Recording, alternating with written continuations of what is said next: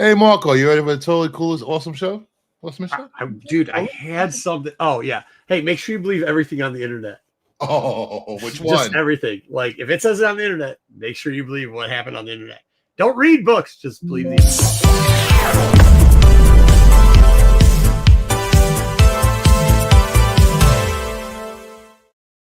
I think we should have a chat with just, like, nobody else can comment in it, but it's just Corbin and Dom commenting in a chat.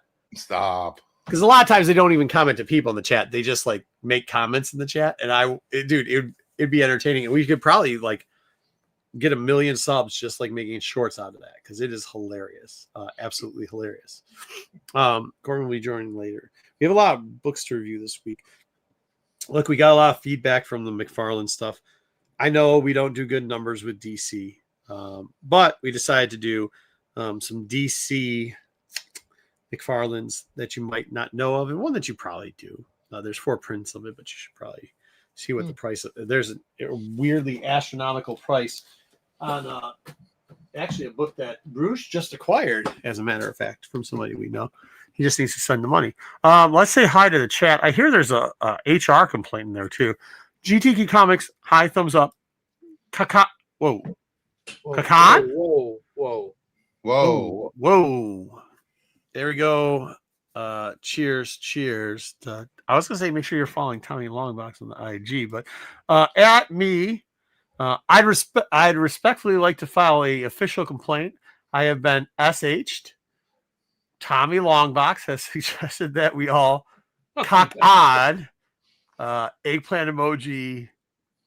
I don't know what is that a peach emoji? Yes, that is revolting, my dear sir. Good day, sir. I said good day. I agree. I think we need to file that. I think GT asked for it. GT was asking for it in the chat. I saw it. Well, see, he just gave a highs and thumbs up. You can't blame. That's victim blaming, Bruce. GT Comics. I'll write it down. I'll know. It's YouTube. Everybody's a victim. We'll file that. This one actually is.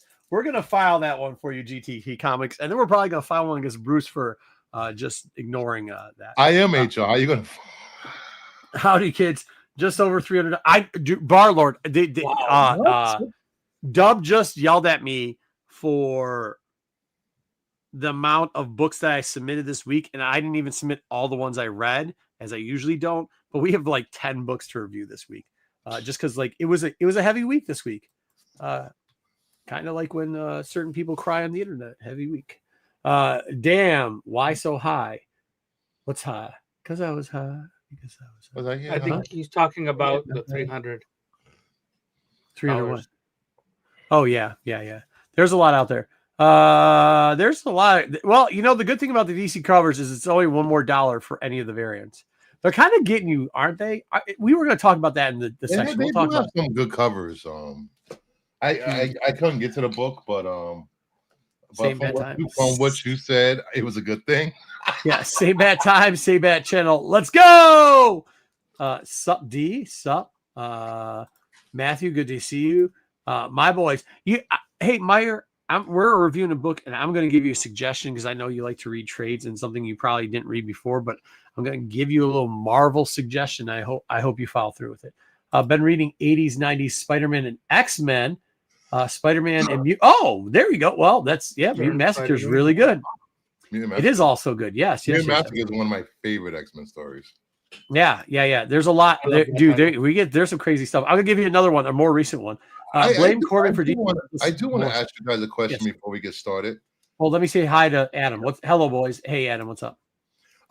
You guys, collectors, sellers, you know what the big books are. Vampirella #1, Alex Ross Virgin is a big book. Okay.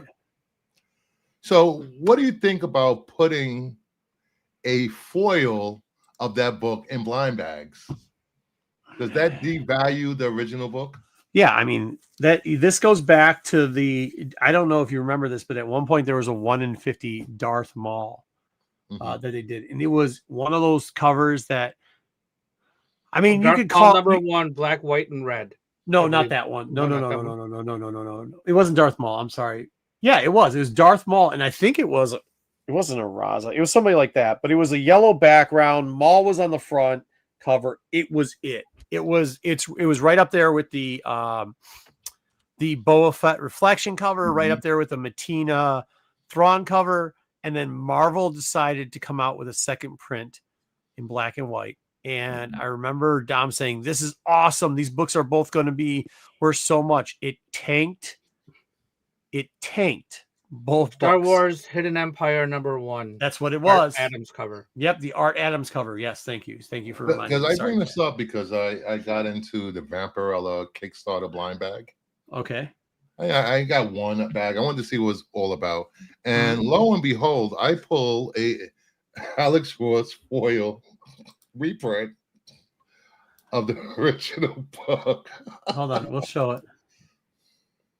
Yeah, which like, wow. Yeah, I mean that sucks. Yeah, it sucks for people that own this book. That sucks. That sucks. That really does suck. And I don't just mean from a reseller's thing.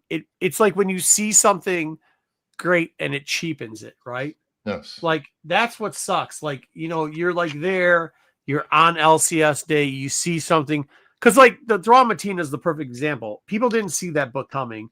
It came, nobody expected it. You pull a book because you like it, and all of a sudden you find out that everybody likes it. Yeah, that is awesome. He is correct. What he's got. That's awesome. And something with the Vampirina, like, I just don't. I mean, and I get it. Like one of the books we're going to talk about today, it has 4 printings. It's all the same, pretty much cover. They never change it. That you just have to go the Inca to see. You know what I mean?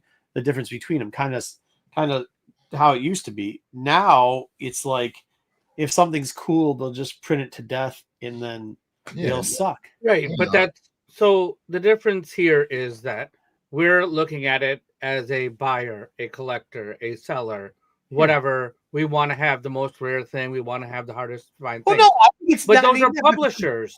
Those are publishers, and they don't make any money off secondary market sales.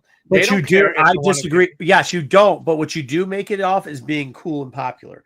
And if you cheapen something that was really cool, like it doesn't do well. Yeah, how many of those people care about being cool and popular?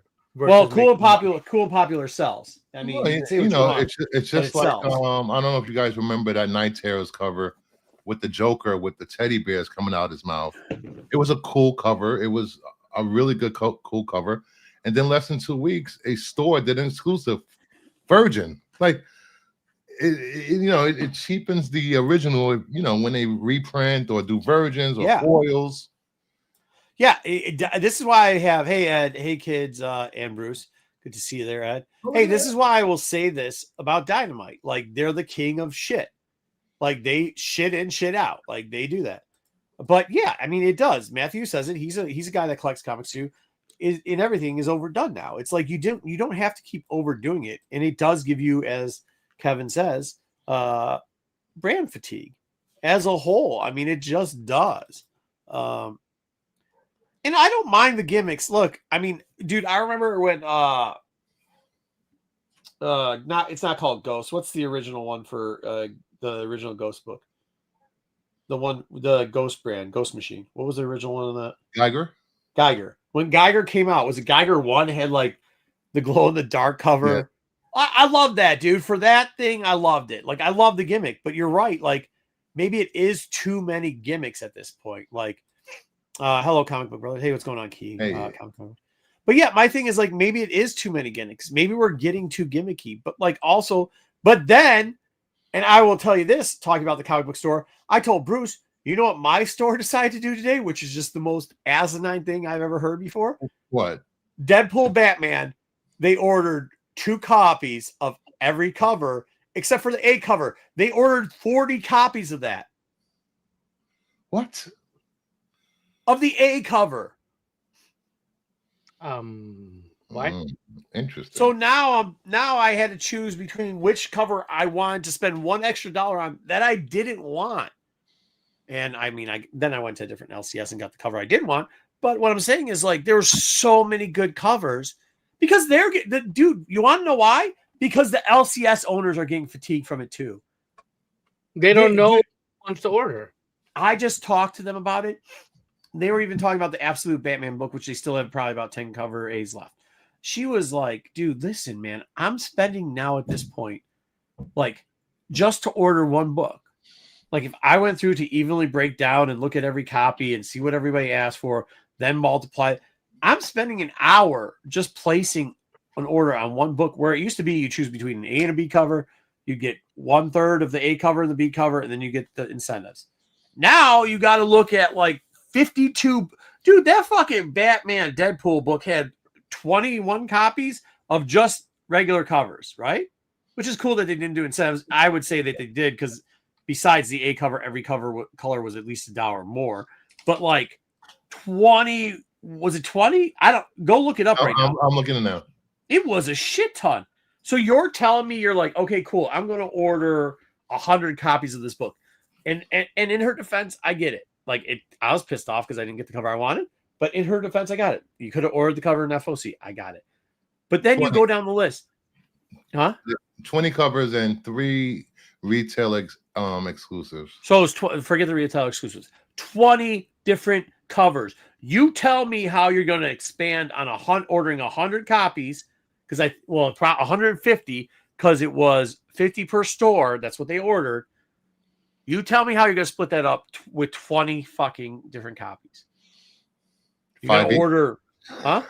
5 copies each, and just reorder it on these. You can reorder these covers, I'm assuming. I guess, but like that doesn't cover it. So it's 150. 5 times 20 is 200 copies. So that doesn't make sense.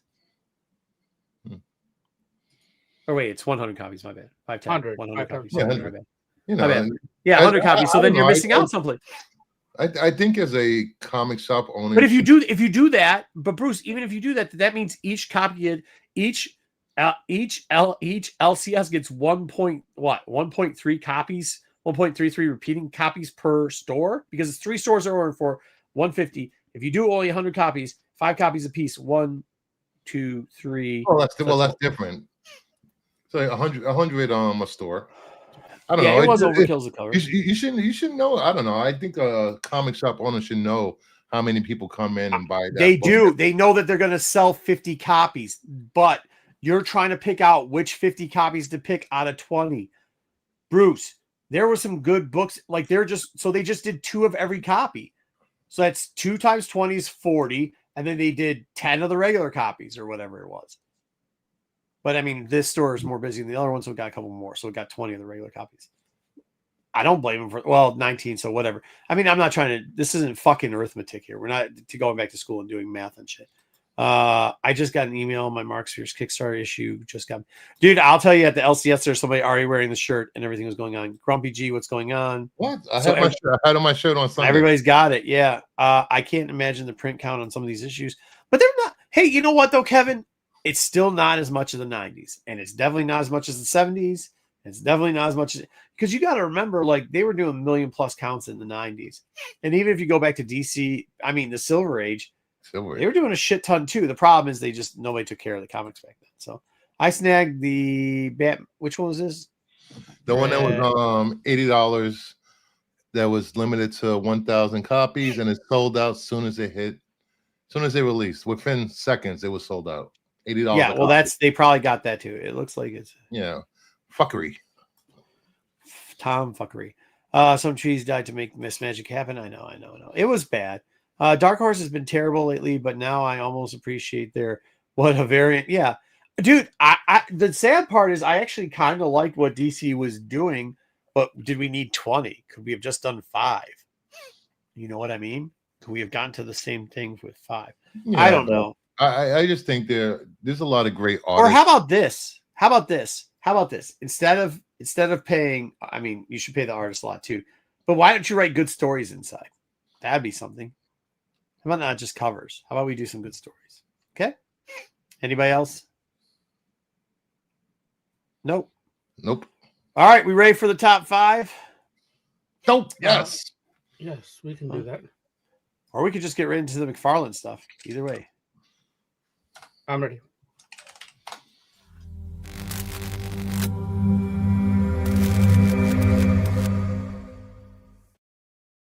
Yeah, would not disagree with that. I'm sorry, I put in the wrong thing. And then I removed the wrong thing. All right, top 5. Let's see what we picked up this week. I picked up a lot. No. Is it Okay, lagging? we're not. Hello? All right, there it goes. Okay. What's going on? Slow. Can you fix cover. the Yeah, I can do something to it. Oh, us on the bottom.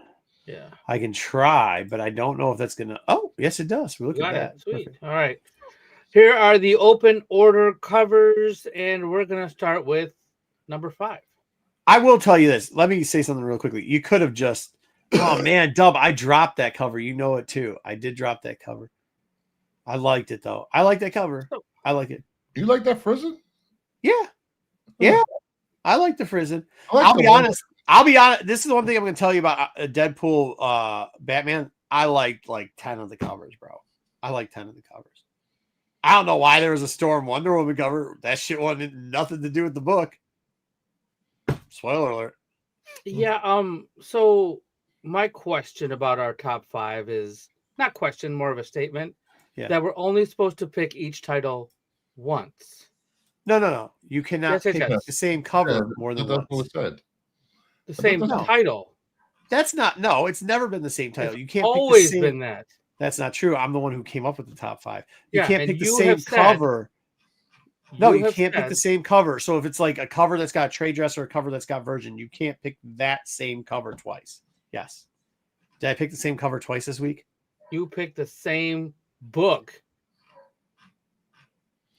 That's over over. Yeah, because I liked it. I did. I liked it. Huh? Wait, since what? Changing the rules? Right. He changed the rules. No. The same book. 100%. When I say the same book, I mean the same, like, you can't, and I've said this before, go check the tape. You can't do trade dress and non-trade dress. You can't do them both. What is this? This is a different book. What are you talking about? Yeah, this is the only one that's different. No, it's not. Shenanigans. Catwoman over and over and over again. That's right, Dwayne Scott. Did I do Catwoman over and over and over again? So, Catwoman, that's the Derek Chu. I like that book. That's nice. Yeah. I like your. I think people are making excuses why they lost the week before we even started. Oh, you didn't win anything. I don't know. Sounds like I did. You haven't won anything at all. I like that the Ghost Pepper, but I did like your. I missed that one, Bruce, and I saw it. And I was like, oh, I didn't even see that. Oh, the kisses. Kiss. Yeah, that's nice. Yeah. I like Ghost Pepper. I like all Ghost Peppers. I mean, I don't know. Yeah, I also like that Catwoman as well. It's a good Catwoman. I thought that all was the Catwoman covers were good. I don't know. I thought this one was better than the other ones, but. Thank you, Chad. I'll take this one. It's not Chad. It's the same person saying your name over and over again. I got Cosmic One has said Bruce 3 times in a row. AJ, Matthew, Meyer, Cosmic. Come on. What are you talking about? They're copying all right, that. They're copying we're moving on to number 3 for the open Browse, order covers. Oh, no wonder Dub liked it. Oh, look. Marco picked Batman Deadpool again. Oh. Once again, not against the rules. It's against the rules. So now you guys are making up new rules. You can't. It's not even your game. You can't make up rules. It's not even your game.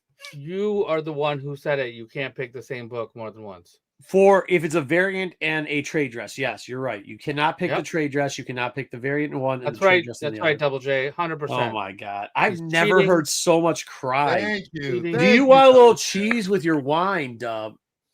Just giving out facts. Hey, I get it, man. Hey, I get it. Losers got to make excuses. I understand. It's okay.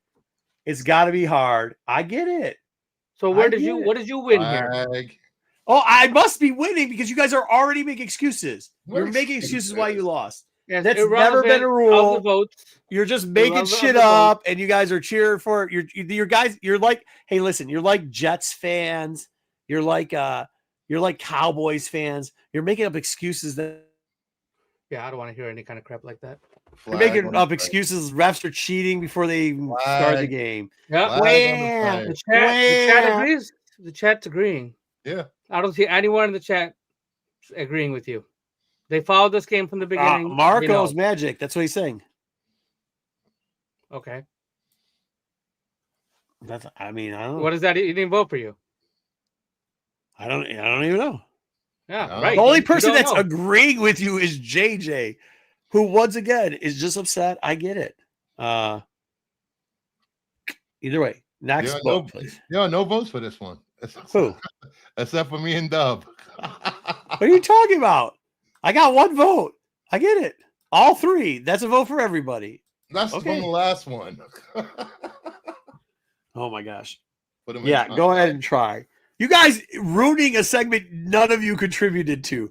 This segment wouldn't even be happening without me. Go ahead. Next one. Keep whining. Let's see what the rest of the wine has this week. Wow, we lost another one. Wow. Yeah, I've been winning 2 rounds. You guys could have just waited to the end. If you lose in the end, you lose in the end. Oh, look, Marco picked the same book again. I'm not going to say anything about any of these covers. One more time. Wow. I'm not going to. I told you what I did before we even started this. I said I picked almost all Batman and Deadpool covers because I love them so much.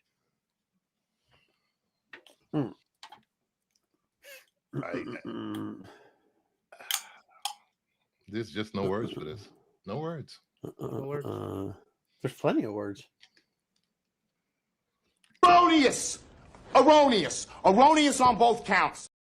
Hey, if you're gonna try to make it funny, Dub, at least try to do it where it's consistent and not in a delay. No, it was way better. I'm sorry. The which one? Which was the DWJ X-Men? I don't know. I don't know either. Really? I didn't do that. That's not me, Ed. That's them. I would have been on time with stuff. Oh, you're not complaining now when I picked the DWJ X-Men book, are you? Look at that. Winner, That's chicken not dinner. DWJ. Oh. That's Larry Sleeve. I don't know who it is. That's Fan Yang. Fen Yang, whatever. That was a good cover. Good cover. I do like I didn't know what the DWJ was. Which one was the DWJ one? Did anybody see it? No. Daniel Warren Johnson? No, okay, fine. That's his name. But which one was it? Those 20 covers. I don't know which was which. For the X-Men? No, I thought you were talking about Batman. No, he said for the X-Men. There's 14 covers. Yeah, I'm sorry. 14 covers. Oh, nah, I don't like that one. Well, look, there you go. You guys can say all you want. I still took the number one, even with all your complaining and crying and whining. Good job, guys. Took number one in what? As Ed said, Marco for the win. Congratulations. Oh, that says Bruce one right there. Yeah, I got four Bruce, votes. Bruce. How many Bruce votes were there? 4. 1, 2, 3. No, this was from the last one, dude. That was counting stuff. Grumpy So I got 4 too, and the win. Thank you. Ed's got a brand new picture and the win. You all right, were what's just next? on Ed like 10 minutes ago. Get out of here.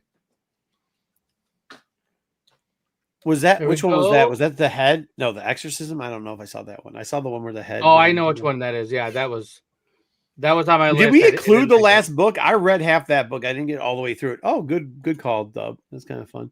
I kind of dig that book, Bruce. I don't know. Yeah, I thought that was one of his better covers.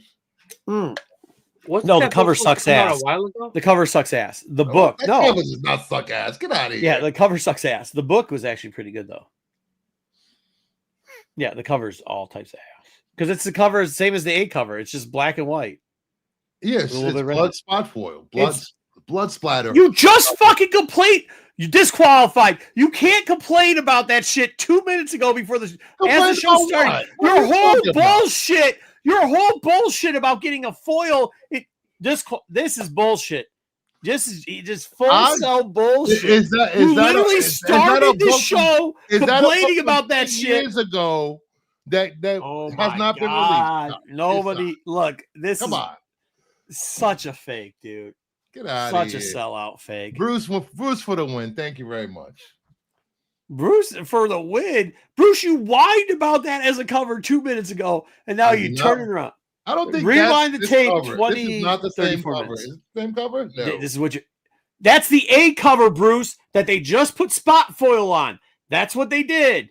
We just talked about this 21 minutes ago. That's not what the conversation was about. That was exactly the conversation. It was about a book being reprinted into hollow foil from 2010. What is Dub doing with this cover? I like it. I like that cover. I'm late. Donkey Kong. Cheapening the original. All right. What's next? All right. Going on to number 4. Cheapening the original, Bruce. Bruce for the win again. Thank you. You just got called cheapening the original. I never heard that before. And you got disqualified. For what? You can't disqualify me for this. Different covers. Disqualified you. Oh, I forgot that even came out. The cover Bruce did. Oh yeah. I will tell you this. I was thinking about using the Exquisite Corpses covers because they were different this week. They just weren't different enough. I don't know. The kid lighting his I thought that was pretty fantastic. That's pretty ridiculous. Ridiculous. Marco, you and your people are saying, Marco, Bruce, they've turned on you. Those are not my people. They have turned on you, Bruce. My people are not in the chat tonight. They are in the chat turning. People weren't at the show either. I thought I was going to meet some people at the show, and I did not. Oh yeah, where were the boys? Yeah, I never came there. All right, what's next? All right, number 3 for incentive covers. Thank you, Mark. Thank you, Marty B. What is he at? Oh my, is he a New Jersey fan? I like it, Dub. I like it. Dub, did you see what I did for you? Scale, Dub. Scale. What? Yeah. Oh my God, Dub.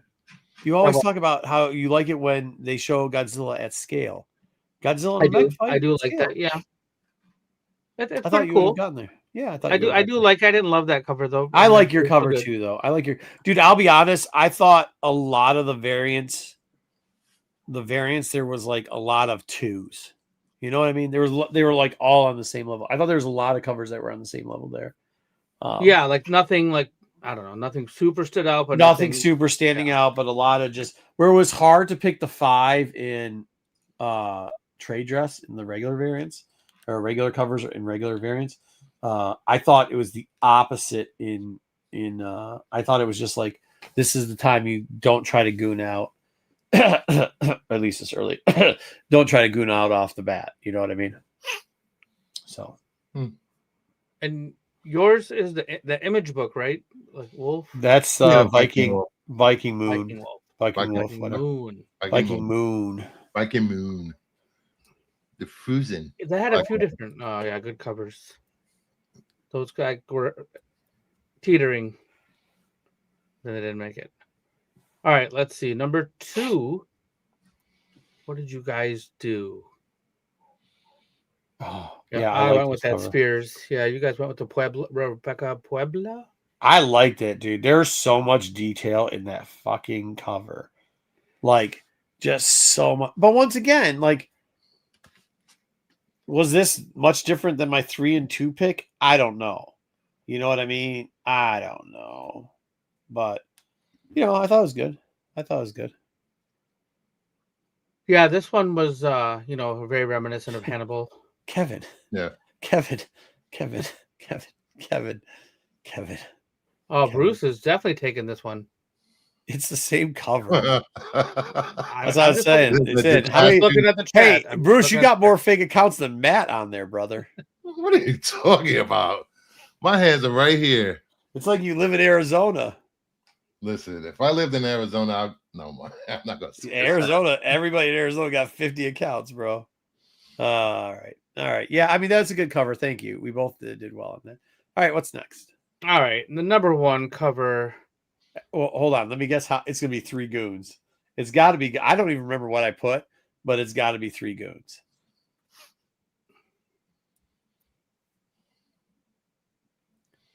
Damn. Only me. Yeah. Only me. I actually wasn't. I've been trying not to put the road covers out there, but that road cover was just. I think I started with it as number 1 and then went down the rain there. Yeah, that's a good art term. It was a very good art term. Yeah.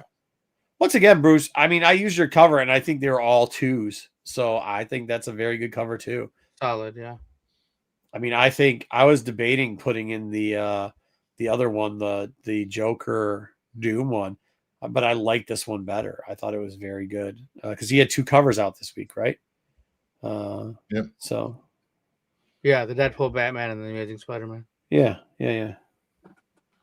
Which is good. And I thought, I mean, after last week, I think he had some rough ones last week. I think he did good here. Good job on that, Dub. Dub for the win. Took the number 1 spot. Good job, Dub. And with that, we wrap up our top 5. All right, let's get into FOC. Did I put a lot in FOC this week? No, but since I figured we didn't goon out, oh, good Lord. Since I figured we didn't goon out top 5.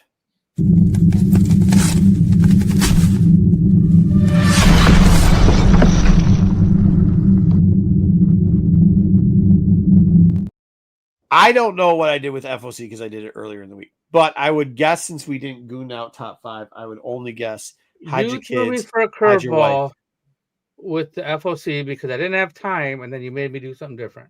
Oh, yeah, there's one different one on there. I had to go through. I said a thing, though. There's definitely a rhyme and reason to this. Well, that one had to be a little different, but it's in there. The Gooner top All 5 right. second. So we start off with Psylocke Ninja. This is the Derek Chu cover and the Juan. I don't care. Derek Chu, cover. dude. Derek Chu. Derek Chu. That's a cover that needs a spot foil if I ever seen one. That's my Psylocke. Like, that is it. Whew. I have zero anything to add. I agree with everything you just said. That's fantastic cover. Derek Chu knocked out of the park with that one. Chu, and that's an open order, so like that's amazing. Yeah, that's awesome. That is, and I think it's the A cover, right? I think so, yeah. Which then that's great. My LCS will have it. Can't wait. Holy, I mean, I don't like this version of Psylocke as much as I like Brock, but whew, good night. Good night. This isn't. Well, I was just Psylocke. You're right. It's kind of like a squash match in wrestling when you got like I don't know, like the Honky Tonk Man going against Dwayne Studemeyer. Like, listen, hey, look, man. I'm like, I'll be honest with you, I'm like a Jay-Z song, girls. I like them all. So like, I don't know. Everybody's got different tastes. I didn't know what everybody's taste would be on this one. I gave you 2 different options. You choose. I'm just nothing wrong with what you picked. I'm just saying the result of the match was a squash. Oh yeah, for sure. It was over. Dub, I don't know. I mean, I know I'm the man of the people. I'm the man of the streets. I get it. But sometimes even the people surprise me. That's all I'm saying. Next. Here we go with the... Do you have anything to say about that, Bruce? Which one did you like? Now we saw the chat. I'm not buying the book anyway, so. Well, guess what, Bruce? I wish you had more to say because you get more Psylocke. Definitely not buying the book. The 1 in 200 versus the 1 in 100. Artgerm did the 1 in 200 version. And look, I'm giving him Pablo Villalobos. I figured a little Villalobos versus Artgerm here. Yeah, this is a tough. This was tough. I mean, I gotta say Artgerm. I think the Artgerm should have been the 1 in 100. I'm probably gonna vote. It's 1 in 200. Is that right? Yeah. I had to look it up. I guess I'm not gonna get that book. Oh well. Whew. They're expecting big sales on this book. Yeah, I mean there's 6 Gooner covers of this book. Whatever type of goon you are, you're gonna get a cover of this book. This is how we know that Bruce is just a fake Gooner. He just does it to get you Gooners in the chat all gooned up. Because if he would have already had answers for this. He would have known Gooner book. Gooner. These aren't Gooner books. Yeah, they are. They're really not Gooner books. I think you just don't know. I think you heard Gooner once and you think Bruce. I just don't think you've experienced. Not like last week, he kept saying Cap over and over again, even though it didn't make sense when he was saying it. Gooner. Look, I'm not going to say what it is. I'm not going to say what Gooner is here because you could technically explaining what it is probably get a strike. However, I explained Bruce, it on my show Sunday to someone that didn't know what Gooner was. yeah, then you might have explained it. If you don't understand why these, but also too, I get it. Like I would expect you to understand why these are Gooner books. I understand. That's fair. I told you what Gooner was. Get out of Oh, here. please. I Germ. We all got the germ. qualified. Next. I came from the qualified. I know what Gooner is. Dude. Just because you came from where they are doesn't mean you know what it is. Next. Listen, if there aren't any post-its covering anything up, they're not Gooner books. Dude, that's not what a Gooner is. If they can spank it to it, it's a Gooner book, and they'll be spanking it to those. That's what a Gooner book is. Speaking of thick, Marco, speaking of Gooners, Marco, no, this is thick covers. I was going to put the Psylocke there, but I had to do thick covers. And there you go. For all the people that like the plus size ladies and the elves. That Sweeney Boo looks like 80s anime. It looks good. Which one's that? The Justice League Red. The Power Girl.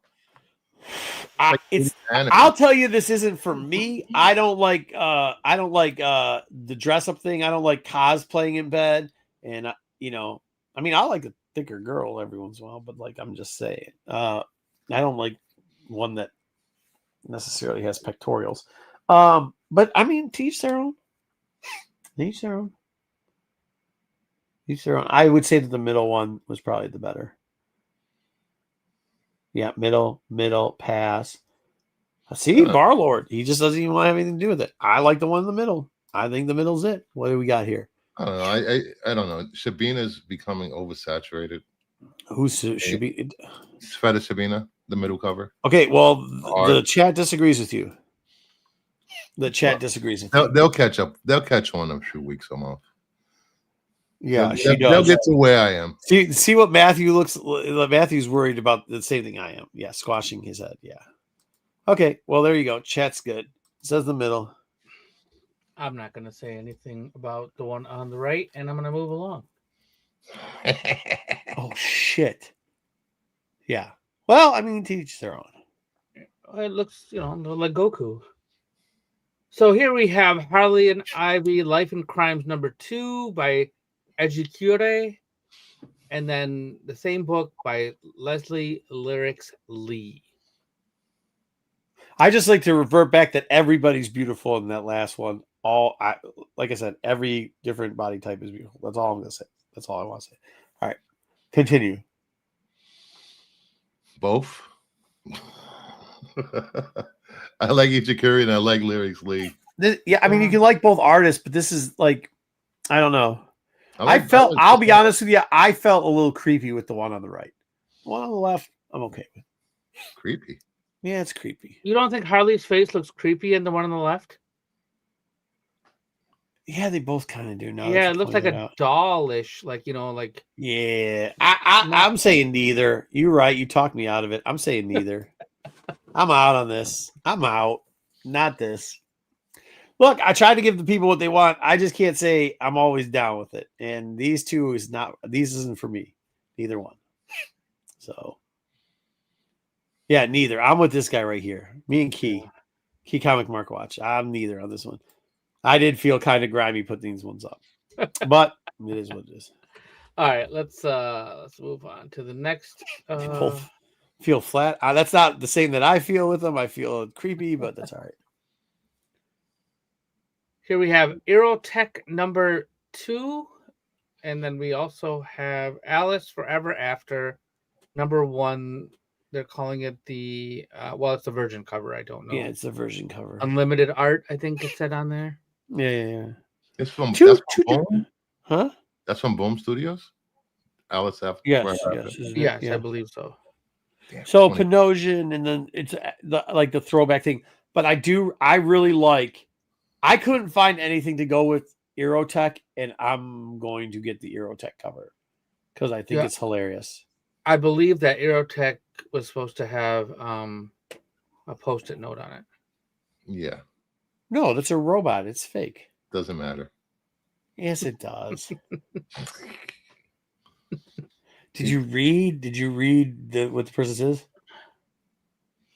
Did I read what? Yeah.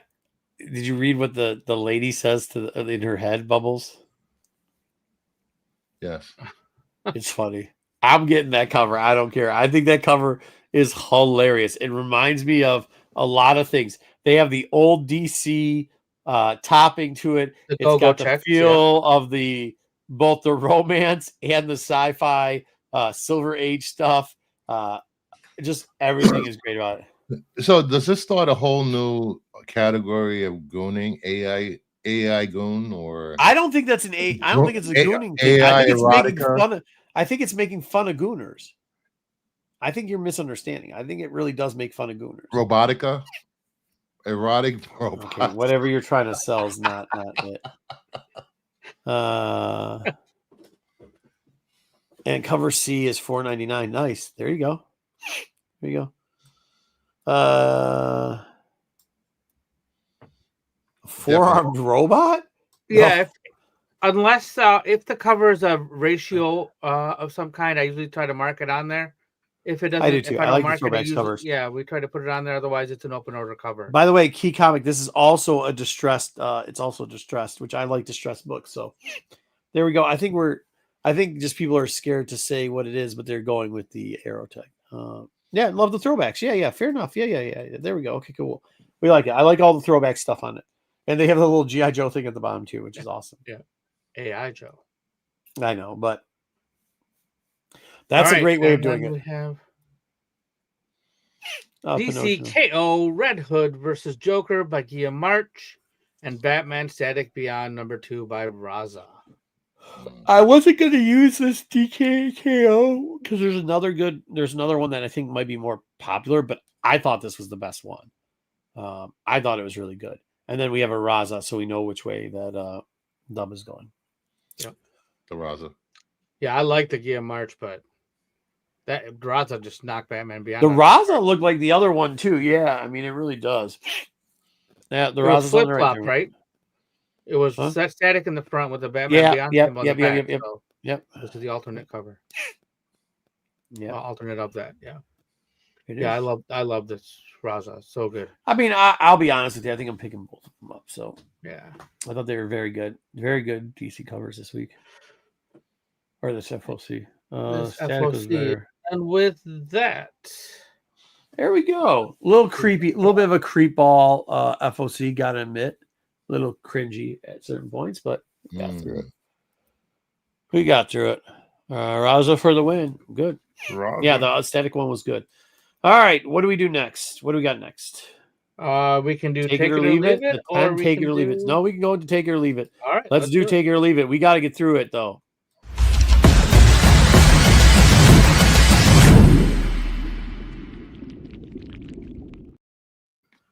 Okay, what do we got? All right, let's start out with Nova Centurion #1. Ha ha ha! This book was so bad. I had to stop reading it, but I kid you. I actually like this book. I like the older take of Dick Ryder. Yeah, I like that they went back to the Annihilation. Like, this is where I was going to tell Meyer. I hope he's still in the chat. Meyer, you need to go back and read. This was the last like good Marvel event was Annihilation, and I remember when they used Sam, the new Nova, and they did something with him and Richard, where they were kind of going back and they were fighting like a wayward Nova and stuff like that. And I hope they actually start rebuilding the Nova core here. And yeah, Bruce, I mean, I'm right on there with you. Like at first I was like, okay, it was a little bit dry. Oh, let's not do the thing with Pip the Troll. And then they got to the end and I was like, cool. I'm actually in on this. And by the way, they kind of acknowledge that they haven't been doing it right since Annihilation, right? Yeah, so like, it's just like, where did they drag Pip the Troll from?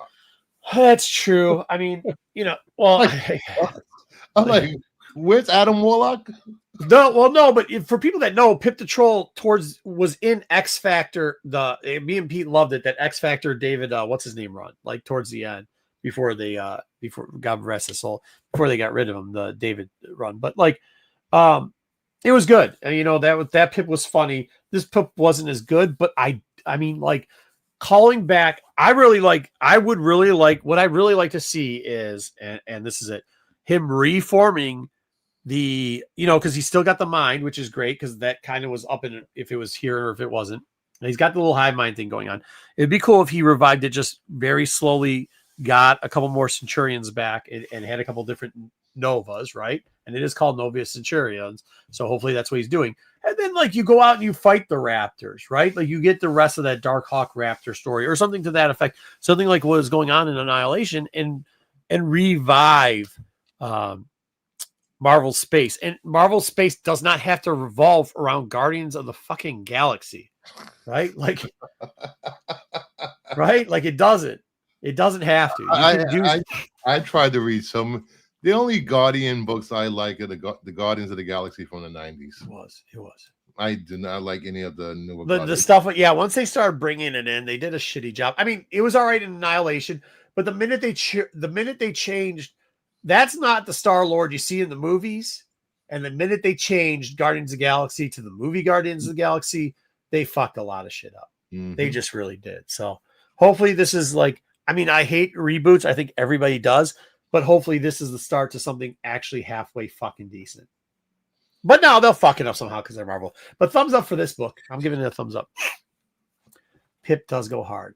I'm giving it a thumbs up also. Yeah. Did you get to it, Dub? I did not. That's not a surprise. But it's still a take it. It'll take it, yeah. I had a hard time getting this stuff this week. No, it's fair. It's fair. My work. Yeah. Space Venom. Fuck. Didn't make any sense how he had guns and he was shooting guns for some reason. All right, moving on to the next book. X-Men Apocalypse. Apocalypse, I'm sorry. Number 1. I have no idea why they think this is a good idea. Oh, I thought you'd be all over this. It goes back to your favorite story. No, it actually doesn't. No, it actually does not. It takes all the worst parts of that story and tries to put it in the future. It fucking sucks. Where's you have 2 claws? Why do you have 2 claws? Why do you have 2 claws? Why are they bald? Oh, wait a minute. Xavier's going to call the original fucking X-Men in their yellow uniforms? We're going to have Angel? To me, my X-Men. To me, my X-Men. This is fucking stupid. This was so bad. This is so bad. This was so bad. Yeah, Cosmic One, we're going to cover it. Thanks for covering our Under the Radar there, Cosmic One. Appreciate you. But yeah. We did not talk about NC3. We'll talk about it at the end. You were the star, by the way. Thank God you were there. But yeah, no. And yeah, thumbs down. Thumbs down. Like, if you're going to bring back Wild Child 2, that was a fucking stupid way to do it. You're bringing back Blink. That was a fucking stupid way to do it. Why is Nate Summers back? Wait, Nate Summers is the one fucking thing I hated about Age of Apocalypse, yet we bring that fucking back. How many times does that guy have to fucking fail before they bury it? I want to say this. Why in the hell was Gambit wearing Magneto's helmet? Oh, I just happened to bring this. I'm glad I brought this helmet. Oh, that was so stupid too. What? Dude, Dub, you should have read this book because anything you could, all the spew hatred you wanted about X-Men, I would have sat back and listened to you because it would have been right. Because it would have been right. This was dog shit in between pages. Thumbs down. What, Dub? Dub, you got anything to say? Didn't read the book, huh? Yeah, no, this is nothing to say. This is bad. Got nothing to say. I love when a crappy book and a crappy title gets its due. Hey, listen, at least one of the 3 panelists are an honest reviewer. That's all I'm gonna say. All right, what's next? Cheat at the games to win, that's all. And for some reason we decided to review a book from April. Youngblood number 1. Oh, I hit the wrong one. This was supposed to be the cover that Bruce did for. My bad. This was supposed to be the cover that Bruce had where he did the spot foil one. I must have put the wrong. My bad. I don't know how I did that. Spot foil. You sent me a cover that I couldn't find. Yeah, that's probably what it was. Yeah, no, not Youngblood. I was trying to send you. That's two different books. I did. I was trying to send you Youngblood. What shit is it? I forgot the name of the title. Final Boss. This one. Oh, Final Boss. Tyler Kirkham. Did I not send you that? No, you sent me this. Did I not send you that? You made a Youngblood one, and I made it Youngblood. Well, thumbs down on Youngblood. Fuck Thumbs Rob. down. I fell. Thumbs down. Thumbs down. Yeah, I didn't read it, but I knew it was gonna be a thumbs down. Thumbs down. Thumbs down. Not what I was trying to send you. Thumbs down. Yeah, anyway, it came out in April, so I mean. Okay, well, it's somehow the link got screwed up. My bad. I just want to apologize for the viewers for putting that. Yeah, my bad. I want to apologize for that. Sorry for having that on your screen for that. Whoa. Now I'm gonna get slack for this because I get it because people think because our friend writes this that I had a hard time not texting a friend of the show who writes this book to see what to guess what was going to happen next. Like I really had a hard time not doing it. I will tell you this. I wish he would have gotten a little further along with the story. I know this is a mini and they do it in the I think it dragged in the middle. Yeah. The end again was very good. The beginning was good, but I had questions and they should have been answered in the middle. I'm giving it a crooked thumbs up, but considering I almost texted him to figure out if I was on the right track. Like they haven't finished their story since 1994, Black Spider. Yeah. Well, didn't he sell it and then he got it back? Then he sold it again. Then he got it back because nobody wants to do anything with it. I'm giving it a crooked thumbs up because I'm picking up number 3. Like I said, if at the end of a comic that's not the finish of a series, you're having questions or you think it's going a certain direction and you want to find out what the answer is, that's a decent read, right? Like if it keeps you on to the next comic. But issues are there for this? It's got to be 6. It's got to be because I think that's how he writes his shorts for trades. What was Thing 6? I think that's what he does. So, but there was a middle part where I was like, we could have fast forwarded this. But those also too, it's kind of disturbing because those kids are fucked up, man. Yep. Like they are fucked. And now I question your friend. You should question your friend. That's what I'm saying. I question who I'm friends with. Look at his head. Holy shit. This shit's fucked up. I don't know if I want to meet your friend in a dark alley. That's it. I liked it. Like I said, the middle dragged. Yeah, it was a little draggy. But you know, that and that last few pages, especially that girl. What the fuck? I mean, that girl what is wrong with her? But the mom thing too is wild, bro. Like that's wild. Anyways, what do you got on it, Bruce? I already gave it 4 thumbs. I'll give it a 1/4 thumbs up. All right. One thing about this book, I will say, I can't give it a thumb up or down, but the interior art is really clean. Oh, it's I like good. The pencils. It's a really good. I'm not familiar with Andres Genolet or Genolet, but I like it. I mean, I think that's what makes it creepy too, like the color scheme that they use. Like, yeah. So just to be clear, if you haven't read 1 and 2, we're gonna spoil a little bit. All the kids are psychopaths, but the one with blonde hair is a fucking psychopath. Like she's probably, if you've ever dated that chick and you thought she's okay, and then you ghost her because you're like, she might fucking light my car on fire and call the police on me when I'm out of town and all types of weird shit. Like I come home, my house will be on fire. Like that's her. That chick's in this book, dude. All I know is I don't know if it is. He's got to finish it up. He's got a lot to finish up in the next issue. If Kid Omega isn't dead by the end of this series, I will have questions.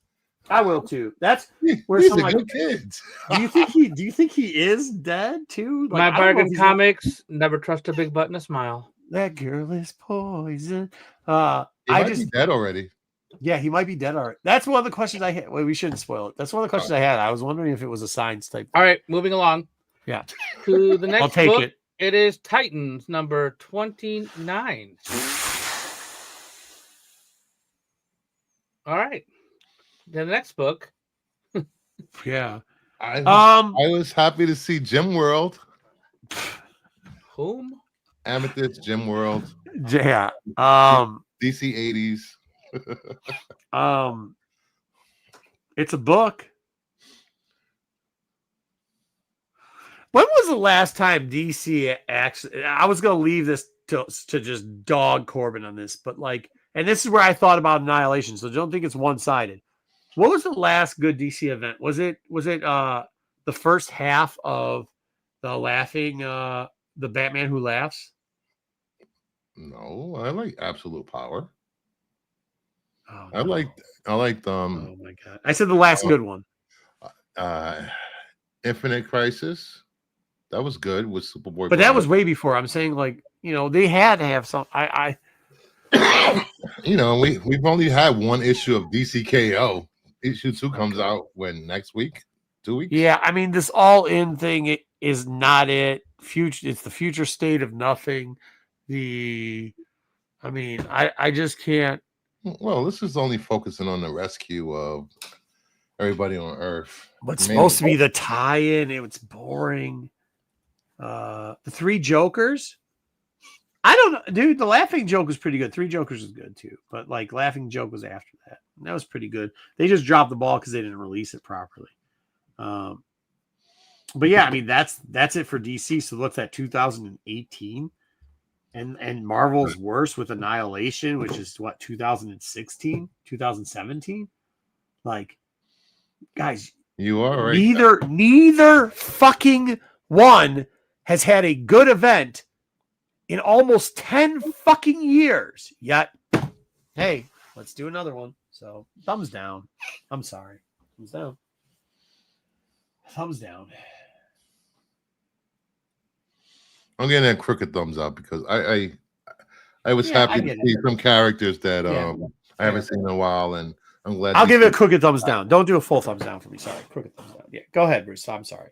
Yeah, you get to see. I'm not going to spoil it, but some 80s characters that were that's very popular came back, and hopefully DC does something with them going forward. I don't have a lot of hope for that, but but a little spark of hope, hopefully. Dude, Bargain Comics is a DC guy. You haven't even got to it, dude. Tell me about Future State, please. All right. This is kind of a split. Take it if you want. Leave it if you want. Future State? Nobody mentioned Future State. That was one. Corbin did. The last big event Corbin was yelling about was how great. We got Yaba Floor out of that event. Thank you very much. I'll take that. Thank you. I just want good events like that, man. And, I mean, at least back then, Marvel had Civil War in 6 or 8, which was good. A couple years later, they had some filler stuff that was okay. They had like Dark Avengers stuff like that. It was Civil War 3 is coming next year. Civil War 3 sucks. Civil War 2 is going to suck. It all sucks. Annihilation then had War of Kings leading to Annihilation. Civil War 2 already happened. That sucked, and it sucked. It sucked, yes. Yeah, it sucked. A versus X sucked. A versus sucked. I don't mind this event because these tie-ins are already part of the run. They didn't discontinue the titles really to make new books. Good. I agree. So if you're already collecting these books, it's not like you're going out your way and buying Amazing X-Men #1 or. Yeah, but the book sucks. It's still, if you're buying the run, you're buying the title anyway. Yeah, if you're a sucker who's just buying dog shit to store, you're reading Titans. But Titans is a good book, and this happens. It's not a good book currently. You're not going to skip 29 just because you don't like it. Bruce, get out of here, young man. It used to be a good book. It has not been a good book for months. It hasn't, and I think it's because they paused it from being good. Same thing with fucking Nightwing. Nightwing, they took him. What's his name? King in Black wasn't for me. I understand how some people liked it. King in Black had some good parts to it. The ending was not that. But that's right. That's the same thing with Dark Metal. The beginning of Dark Metal was really good. Not. It was not all that. Yeah. Suck first. Let's keep moving. Doomsday Clock was good. I like Doomsday Clock. Yeah, Doomsday Clock. Okay, fair. So Doomsday this Clock. is Die.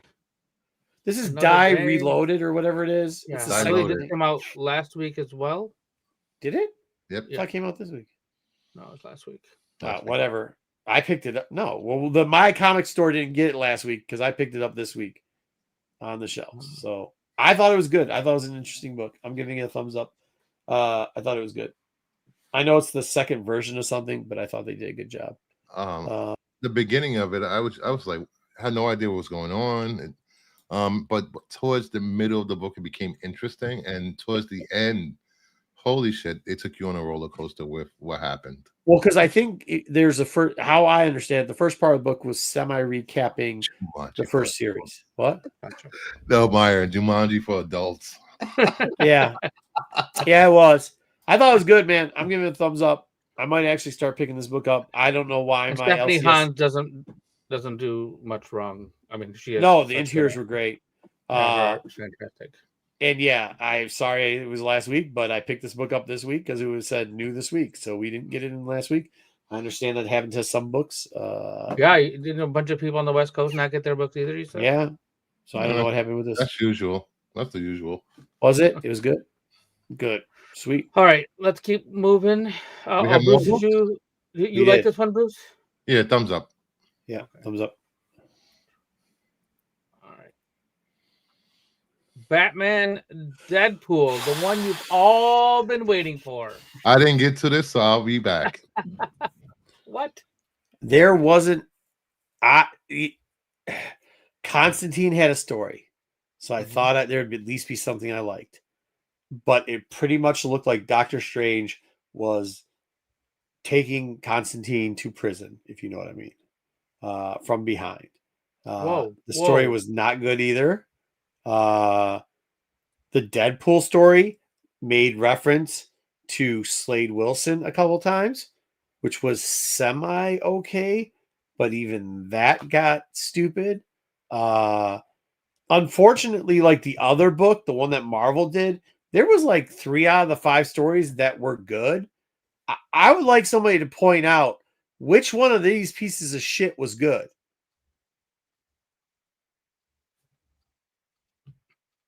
I'm waiting. I got nothing for you.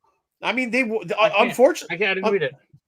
Unfortunately, the Marvel one had some good stories, but take Grant Morris's nuts out your mouth. There wasn't a good story in this one. There wasn't. There was not one. I will say this: the legendary comic artist and sugar taker Liefeld said this was the best thing he's read in years. That means it was dog shit. That's all you have to say. What was with the making of the Beyonder and what's her name out in it? That's stupid. The big giant owl, stupid. Batman getting hit with 1,000 things. I'm literally going through these to see which one's the story that I like. That one wasn't good.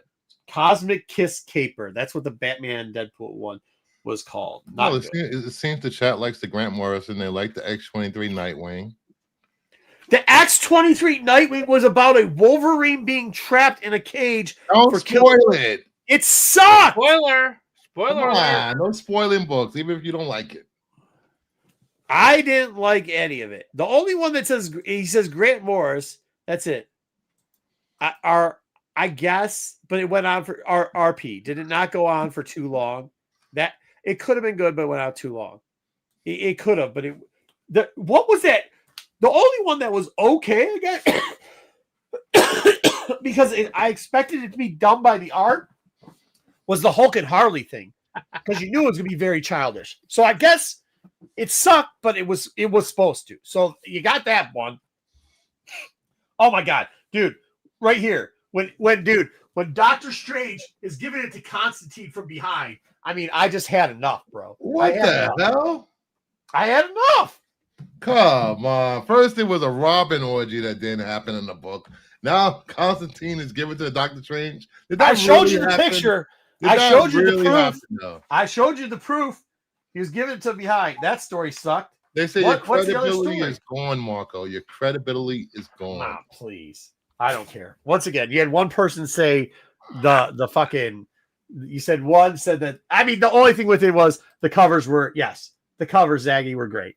But yeah, you had one person who likes Grant Moore. Okay, I get it, but dude, it stinks because, and this I'll tell you this: the Marvel book was actually really fun, and I thought we were gonna get Wolverine Lobo in this book, which we didn't get. Weren't we supposed to get Loberine? Wasn't that what you guys thought? Didn't you guys think we were gonna get Loberine? Or was I mistaken? The crossovers aren't done yet. They still got more crossovers. I know, but I thought we were getting Loberine in this book, which we also didn't get. I don't know. He was in the last book. Was it Eternity, not the Beyonder? Yeah. Okay, cool. Eternity got laid. But did he, because he got a 1 star? That was the joke about it. Like, what are we talking about here? Like, that's really what we did. You know, entertain the audience. That's all that matters, right? The cape was flapping in the background, Kev. It was flapping in the round.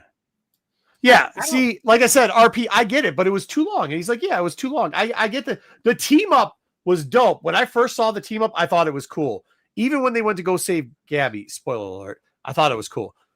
They should have stopped it there. They decided to shoot themselves in the foot. It's exactly what they did with the Grant Morris. When Grant Morris started one time making those Slade Wilson jokes, he could have been a little bit more sly about it, and it would have been funny. But the story should have ended, but for some reason he took it on for another 15 pages, which is just like, yeah, I don't know.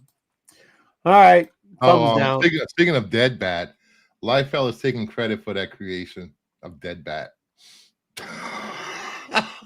Oh, by the way, also, mind you, at one point, didn't they bring in, what was the amalgam crossover? Was it a Dark Claw? Dark Claw shows up in this book for some fucking reason. Because they're going to do a new amalgam comics next year. I had people ask me for that book. They should have sent them my way. I was sold them all to them. Next. All right, we can move on now. Okay, sweet. All right. Yeah, then the last minute additions. Holy shit, Batman. 14. The beginning was okay. There's questions about Duke. Somebody said last month they hated the Duke Cobra Commander like team up, and where was it going to go? Fucking read this book all the way through. That's all. What the fuck? What the fuck? Excuse my French. What the freak? What the freak? I didn't see that coming. 2 thumbs up. Yeah, it was a dumpster fire. It was a small one. Fair enough. Yeah, yeah, Cosmic One. How messed up was that ending, dude? Please. How messed up? Yeah, this book is fire. Like, I'll tell you this. I was a little worried in the middle, but like, bro, are you kidding me? 2 thumbs up, 3 thumbs up. Take it. Might be up for best of the week. Might be up for best of the week. Bruce, did you get to this one? I did not get to this. Might be fresh. Well, the chat's give a thumbs up from the chat too. They got 2 more thumbs up in there. Well, they got to take it, so I'm gonna give them that. We're not gonna. I think Grant gave a half a nut about the effort he put into that book. You're correct. I don't think he gave any effort at all. Okay, let's move on to the next book since we have like 1,000 books this week. Have another book? We do. This is one of the picks that you like. The first time we read this, I thought it was good, but I wasn't really down for the cause on it. I was like, oh, okay, I don't see what all the hype is. The ending here wants me to read the next book. I thought it was a little slow in the middle, but they did a reveal at the end. And you know me, love history. I love a lot of stuff about it. I can't talk anymore. Thumbs up. I'm gonna not say anything because I'm gonna spoil it. And I want people to be shocked like I was shocked. So, not as good as the ending to G.I. Joe, but hell, thumbs up. Take this one too. I couldn't find it this week, so yeah, it was tough. There wasn't a lot of copies going around for it. I think people are buying this book. They actually like reading what's inside. What do we got? What's our last one? And our last book. There's more? There's no more. You didn't find this book either. This, I think, was well under-ordered. This story's still doing very well. We're going to stop reviewing this book because it's getting harder to find. I think Viking Moon and this suffer from the same thing. I think people are actually reading this and they're picking up to read it, So if you don't get there or you're not getting it pulled, you're not going to read it. And unfortunately, you have to read it to know how good the book is. So I think both this book and Viking Moon are going to be very underrated because both of them are selling out at my LCS and they're ordering like 15, 20 copies of it. And they're selling out. So, and I'm talking like I got there at 12 o'clock. The store's only been over an hour. There was 2 copies of this left. There was 4 copies of Moon left. That was it. So, well, don't sell to them for $7.99. Why would you sell to them for $7.99? I'm just saying in general, like I think some of these are under ordered in shops and the people aren't going to be able to read it. So there you go. Was he talking about the last one? The Viking Moon? Maybe. I don't know. Yeah. Oh, yeah. Well, fuck them too. Yeah, fair enough, Meyer. All right, there we go. That's another take it. I think those last 2 were, I think actually the last 4 books or 3 books we had, G.I. Joe, Viking Moon, and No Man's Land were probably the best actual reads. Their covers weren't great this week, but their reads were exceptional. I like Howling to the Moon. Yeah, it was a good book. Oh, yeah. The Thing variant was cool, too. I don't know what you thought about the story, but I thought it was good. And that's it. That's it for this week. That's all the reviews. Bruce, we got an update on the comic link. We do. I thought I would give you there's 15, well, between 13 and 15 days left on the auction. So I thought I would come in and give you an update of where the prices sit now. For All-Star, current bid is $1,300 with 13 days left. That's, well, I mean, that with 13 days left, it's going to hit there. It's going to hit 35. Yep. It's going to, it's already at 13 and there's 13 days left. Yeah. So are we looking at $5,000? I don't think so. I don't know. I don't think it'll hit $5,000. I think right under 4 or 5, right? Yeah, it looks like it's slow bidding on this one. I don't know. I mean, somebody will hit it at the end. I mean, what are you going to do? Get this up to $2,000? All right. There's 13 days. That's 2 weeks pretty much. I don't know. It can hit about 5. We'll see what happens. How many days has it been live already, Bruce? Do you know? It's been live since when did this go live? It's been live 5 days. It went live on the 14th.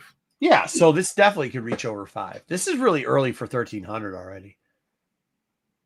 That's pretty good. All right, what do we got next? We have Batman 1. Current bid is $105,000. 13 days left. What did it say? What's the top bid on this? 200,000 was the last sale. 288,000, and you said it will come in about 100 and some thousand because this had brittle pages. I thought it would. Mm-hmm. I don't think. I mean, it's at 100, but it's definitely going to beat 200. I don't know what's going on with this. This is a little bit too expensive for brittle pages. I really think that. I think 100 what? Just under 200 is what I said? Under 200? Yeah, you said under 200. Yeah. I mean, it's on track for that. It's on track for that. We'll see.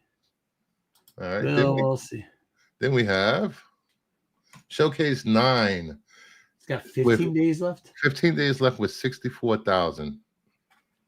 This is definitely going to hit over 100 grand. This is going to hit over 100,000. Yeah, it's hitting over 100,000. It's going to set a new record for that one. All right. It's a new record. What else we got? Then we have Tales of Suspense. Current bid is 7,150 with 15 days left. What was the old max was what, 40 something? 32. 32. 40 is the high, 32 a couple months later. Comic Connect was at 40. I mean, this isn't hitting 40, right? This isn't hitting 30. I don't think it's hitting 30. This is going to be an all-time low for the last 3 years, maybe. It's not going to hit 30. It's going to be 29 or less. All right, what else? And finally, Tomb of Dracula 10 with 15 days left. It's at 2,500. Fuck, this is 6,000 numbers, right? Yeah, I don't think it's going to reach a lot. all new low, bro. Like, ooh, that's brutal. That is brutal. That's brutal. Hope you sold them and then buy them back at this price. So in 7 days, we'll be back with another update with yeah, these prices. it'll see a little closer. It'll be a lot closer. Yeah, because it'll be 6 days out for a lot of these books, which is you'll start seeing some movement on them. So should see looks some good. movement. Yep. Looks good. Thank you, Bruce. There you All go. right, next up.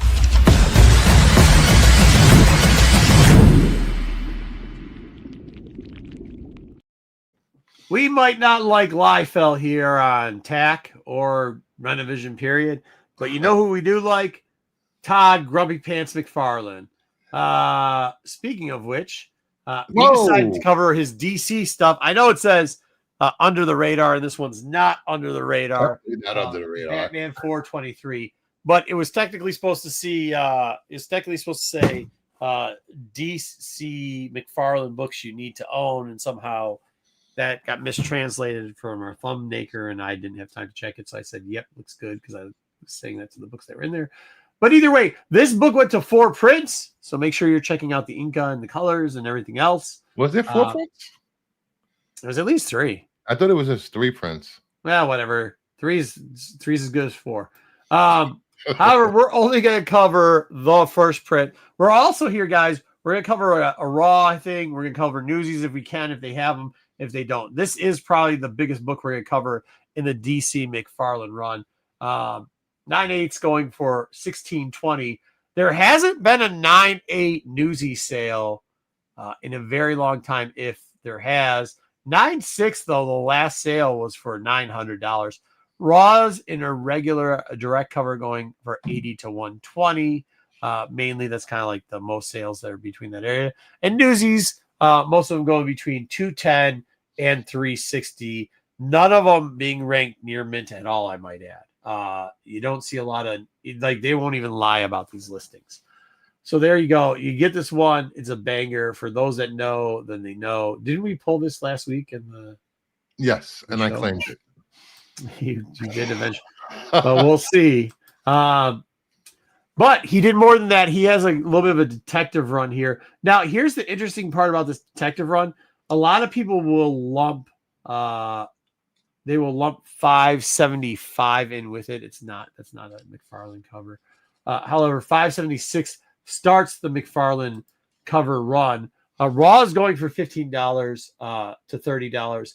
9/8's going to $140, $117. This is a book you can sneak. Actually, there's like 3 books in a row here. You'll see them all. You can they're kind of sneaky, and you can definitely find these if you're at cons pretty cheap. And you can probably find it at listings too online. This is Batman Year 2, Part 2. Actually, I haven't opened up all the books, the boxes I have, but I would expect to see these in there. Newsies, by the way, for this for a 9/8, $411. And I think the previous sale for that was like $360. So it's all in the park. These newsstand McFarlanes do very well. Kevin has a question for you. Was Detective before? Yes. I'm pretty sure it was. I think it was. You can look it up, but I'm pretty sure it was. Yeah, because he didn't start doing the McFarlane Batman signing thing till where he signs his name in the bat till later. Next up, we've got Part 3 of Year 2, Detective 577.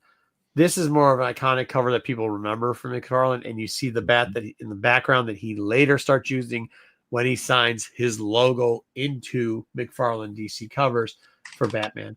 9/8s go for $140 to $180.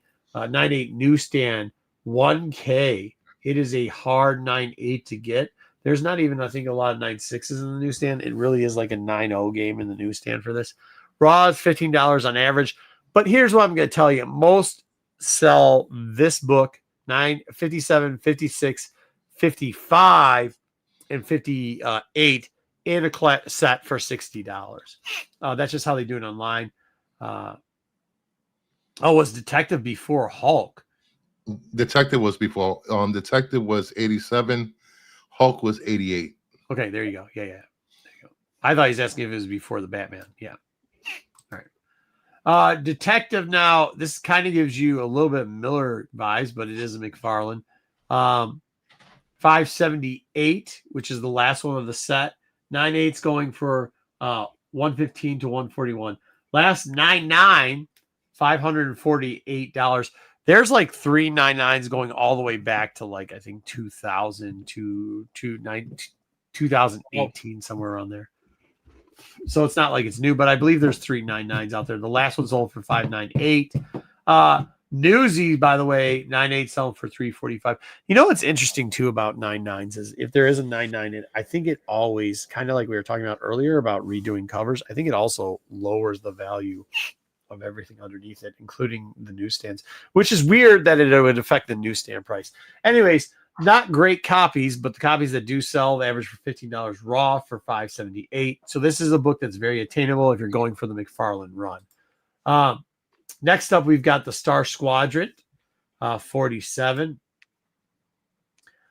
9/8's going for 168. Here's another thing that you got to watch out for, too, and you're lucky if you can get it. If you can get a signature series from McFarlane, it does up the price. This is probably the cheapest signature series you see here. Maybe it's because of the 9/6, but a lot of his signature stuff is 9/6. I don't know if he purposely screws up the books because a lot of times people will take 9/8s and re-crack them and have them sign it. I've heard certain people lower, like they press down on them because they don't like signature series grading. I don't know why you would do that. Like, who gives a shit? You made your money, so whatever. Speaking of Todd's signature series, even though you were allowed till December 1st to get your books in, all the spots for his signature have been sold out. He was only doing a limited, I believe it was 15,000. Which I think is funny how he now does stuff with them when before he was so anti signature series stuff. You know what I mean? Yep. I don't know. Anyways, All Star Squadron 47. Newsies go for about $20 to $70. Raws go for 15 to 40. So make sure you're checking the bottom corner in these Star Squadrons because you can get a premium for the newsstand. Infinity Inc. Now, for those people that don't know, McFarlane had a lot of stuff done in Infinity Inc. This is where he started off. This is his first published cover art.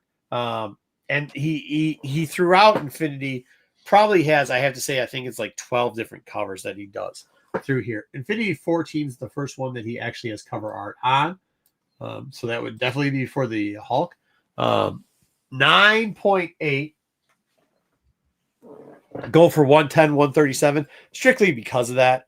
Raws between $16 and $50. Next up, this is also first Mr. Bones, supposedly, but number 16. Was this 14? So there's nothing on 15. 16's a 9.8, 110 to 130. Now here you go. There's a signature series 9.8 that went for $270. Raws go for $15 to $30. Once again, people collect these left and right. Next up, Infinity number. Why can't I see the number on this? What was this? 16 and 17 then. This is 16. This is 17. Yeah, 17. Some people might call this first team up of this team. I don't think anybody gives a shit. 9/8s, 88 to 125s. Raws going 15 to 17. So we got 17 there. Then we've got a break. We don't have anything in 18. We got 19, 20, and 21. 21 for some reason was hot for a little bit because of the character on the right. I don't know what that was, but more than $1 book at a point. But now any of them pretty much 9/8 range between $50 and $80, and the raws between $2 and $10. They're probably the cheapest McFarlane run books you can get in the DC area. Not to say 31 and 32 aren't very affordable, because they are $1 to $5 for raw. Nobody grades these two books. And you think 32 might be the end of the run, because we did take a break over here at 21. We came to 31, 32. But that's not true, because we've got 34, which would be the end of his Infinity Inc. kind of run of covers that he did. 9/8s go for 100, raws go for $5 to $12 there. So a little bit more expensive than the last two bits, because I think that was his last one. But before we do that, let's talk about a little bit of Under the Radar, because the first thing he did for DC, not the first cover, was the interior. He did a pinup. I tried to get the pinup for this. I just couldn't get a good picture of what the pinup was. It's a 1-page pinup. So make sure you're checking this book for the pinup. Everybody knows what that is. It means he just did like a poster inside the book. That's it. And it was his first published work for DC Comics. This is Infinity number 13. Nothing else important about this book.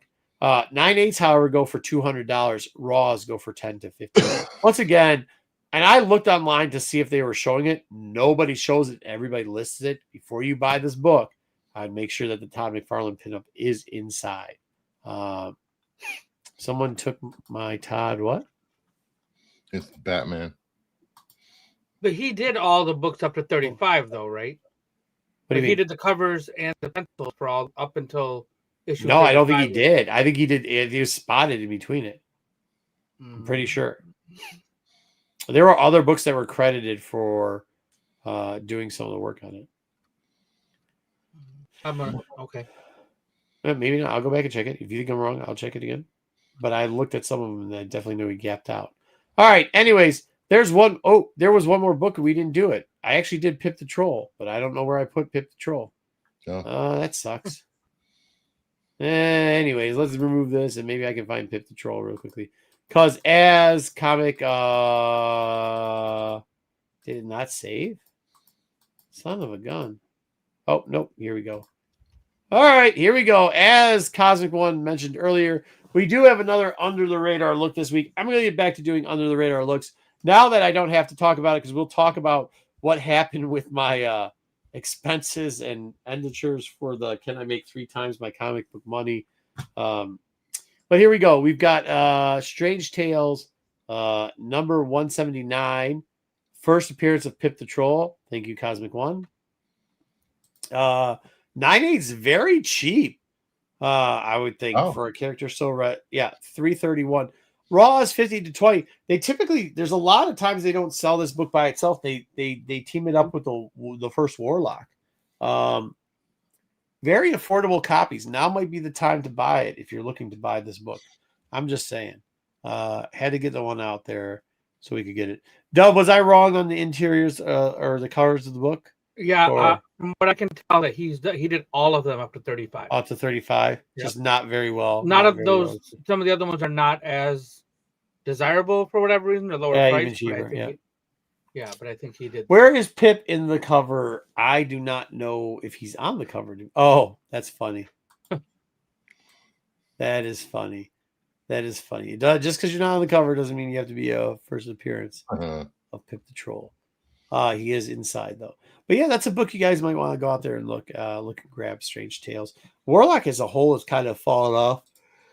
So if you are on the Warlock trade and you want some Warlock love, yeah, maybe do it. Money makes you change your mind. Yeah, if a book gets too expensive, I won't buy it. God bless you. I mean, we see your cover, Black Spiders. But yes, if it gets too expensive, I won't do it. You got to see Todd. Cool. All right. And that is it for CIC. Hopefully we'll have more. What? That's it. That's the pinup. Yeah. That is the pinup of the inside. Yes. There you go. Book that is in the book you are looking at. What an amazing cover. What an amazing pinup. Was that 14, right? It's 14, right? Yeah. I have it right here. Just pull your fold out. 13, sorry. That's the pinup that's in 13. Just so you know. Awesome. That's CDIC. I'll do some more under. I know you guys like Under the Radar. I know it's been busy lately. I haven't been able to get to it. I just promised I'd do it next week, and I'm not sure that's the promise I'm willing to keep. But maybe in 3 weeks for sure, I'll be bringing back more UDR stuff. I think we're going to do a little bit more McFarlane. You guys seem to like it. There's a couple more things I want to cover on him. And we'll move on. Maybe we'll even do Liefeld's shittiest covers. Who knows? That was a good segment everybody liked. But yeah, it was pretty fun. I was talking to people at Motor City about that, about collecting those runs and everything else. We'll cover the Motor City stuff. I mean, I'll be honest with you. Yeah. I don't know. I set a goal at 2,300. That wasn't with a couple extra expenses, but I'm not going to tell you how much I made. But yeah, I didn't sell a Hulk 180 or a 181. Yeah. Quasar cover. I like Quasar. Oh, you want to do Quasar covers? The sure. Tom McFarlane Quasar. Oh, cover. Thanks for ruining it, Key. I was gonna, guys. Yep. Let's not put in the chat what next week's segment's gonna have in it. I get it. I wasn't the same without what? Who is this? Oh yeah, it was good. It was real good. Yeah, I didn't have a sniveling adult child following me around that I had to take care of. I was making good money at Motor City. Wait, which time? What? Yeah. There's been multiple. You're not the only one. Him and his chat buddy. That's why I think we need to put those two guys in the same chat. They need to do a show together. Corbin, why are you in the? Oh, he's probably eating dinner. All right, let's get into news, and then we'll talk about Motor City Comic Con, and probably Corbin will join us to try to explain away how that terrible DC book wasn't trash, even though the whole chat said it was. Dude.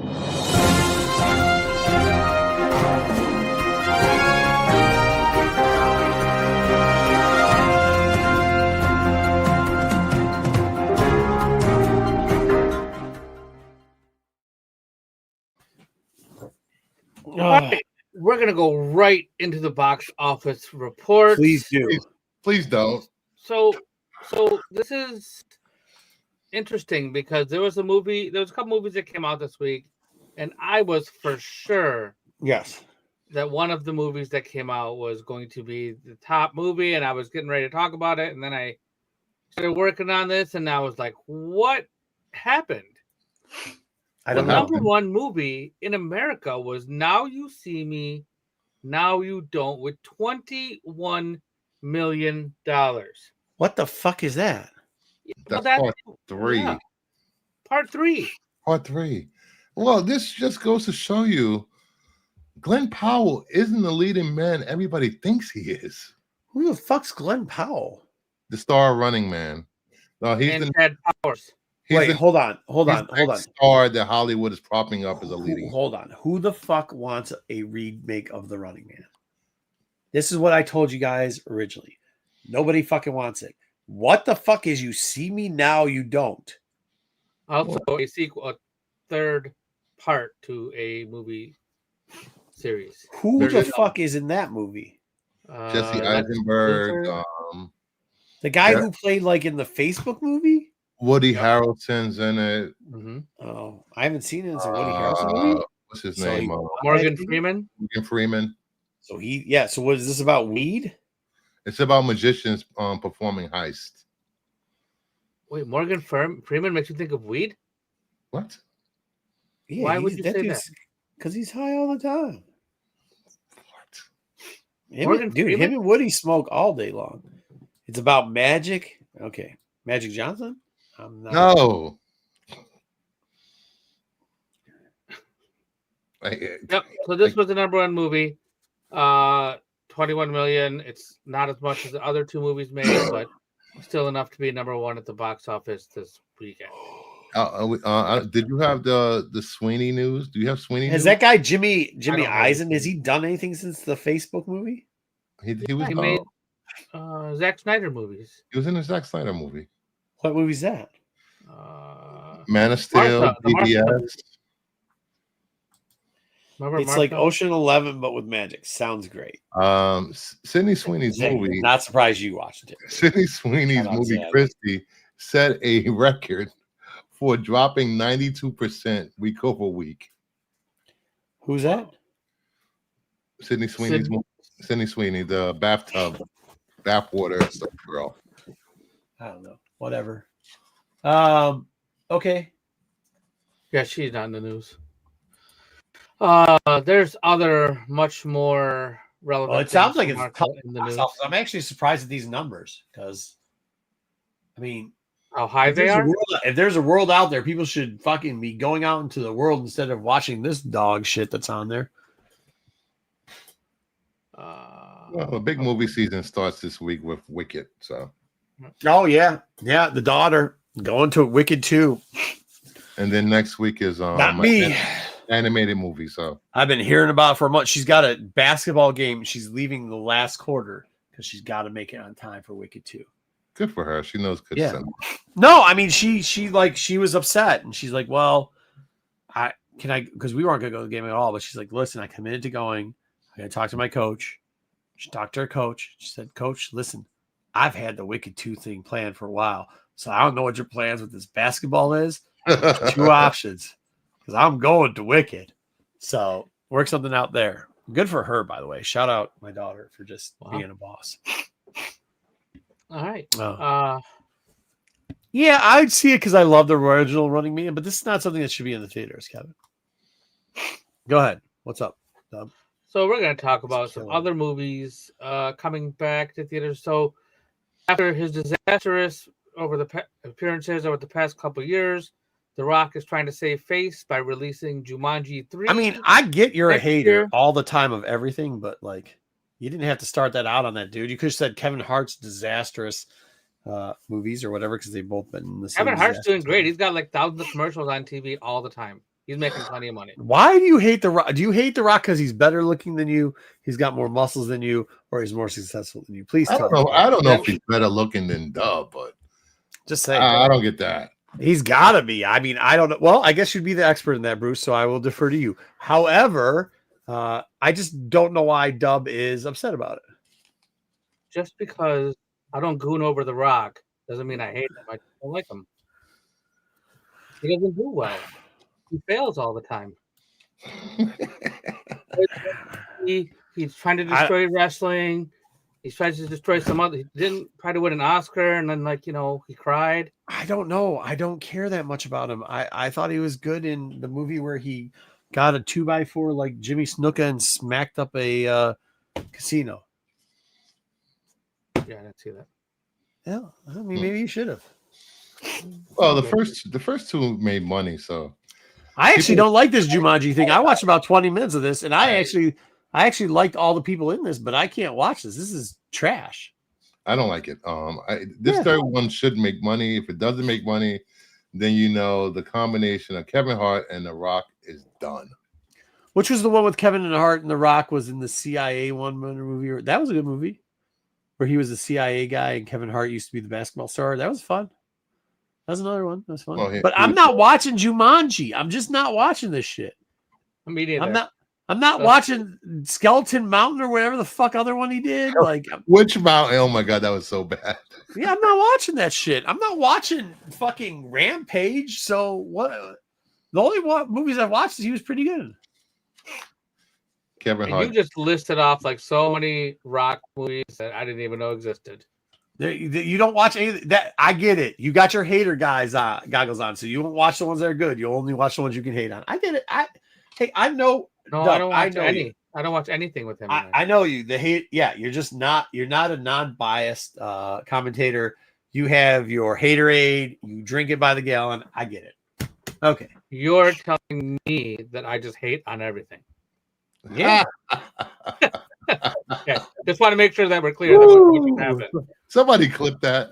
Yeah. I mean, what do you want me to tell you? Like, I speak the truth because I'm in the streets. You just you drink the haterade. And we know you live on Sesame Street. We got it. You don't have to tell us every week. Calling Oscar the Grouch. I'm in every street, including Sesame Street. So we got a new trailer for a movie called Project Hail Mary. It's based on a book of the same name. It follows a teacher who's sent 12 light years away from Earth to save humanity after the sun begins to erode. It will be March 20th, 2026. Did he start to make poop potatoes? It sounds a lot like that movie. I don't know what what you said means. Looks good. Poop potatoes? Jesus Christ. Is that what you said? The Martian or whatever the hell it was? Martian. Yep. It's a reference to the Martian. Same thing. Earth was dying, so they made poop potatoes. Was that the last movie you watched? No, I didn't even watch that movie, to be honest with you. You know about the poop potatoes.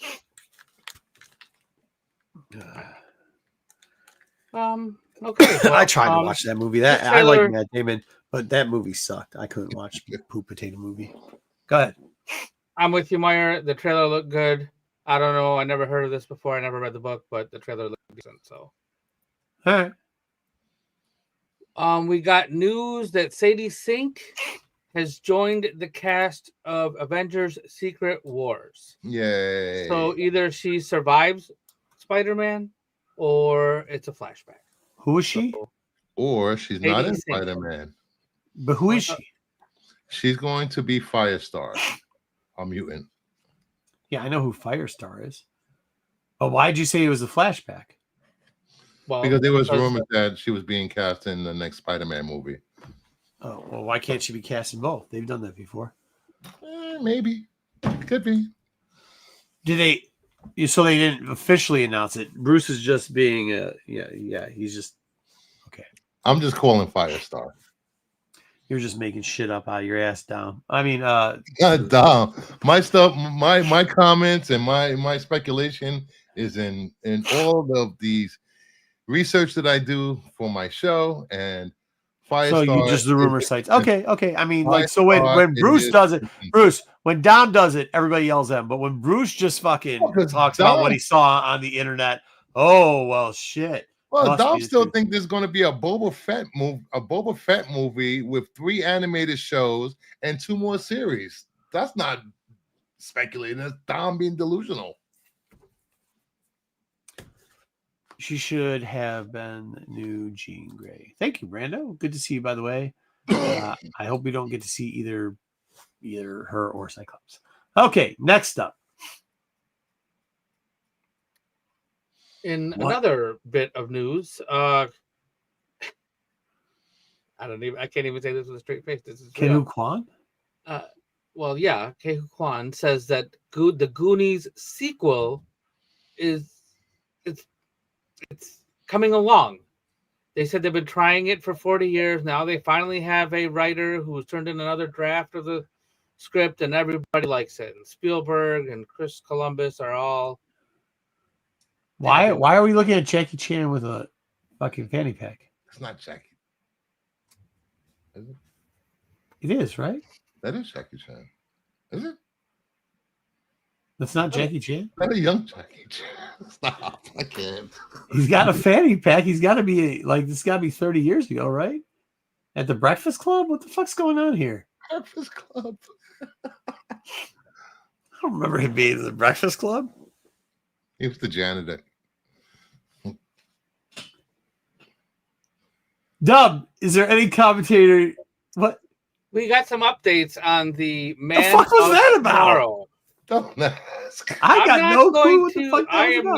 not going to justify or I'm going to have to acknowledge your ridiculousness and your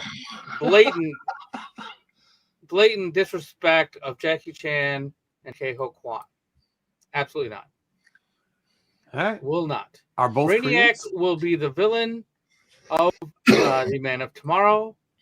And then also Frank Grillo revealed that his Rick Flag Sr. is a big part of the Man of Tomorrow. You know, we've covered this. If you go back and look, we covered every type of Brainiac like 15 times over. And once again, I say DC gets us no views because nobody on the internet really cares about DC.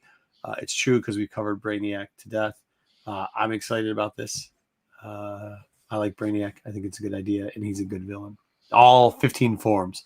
Brainiac 1 to Brainiac 16. I'm looking forward to this. This should be good.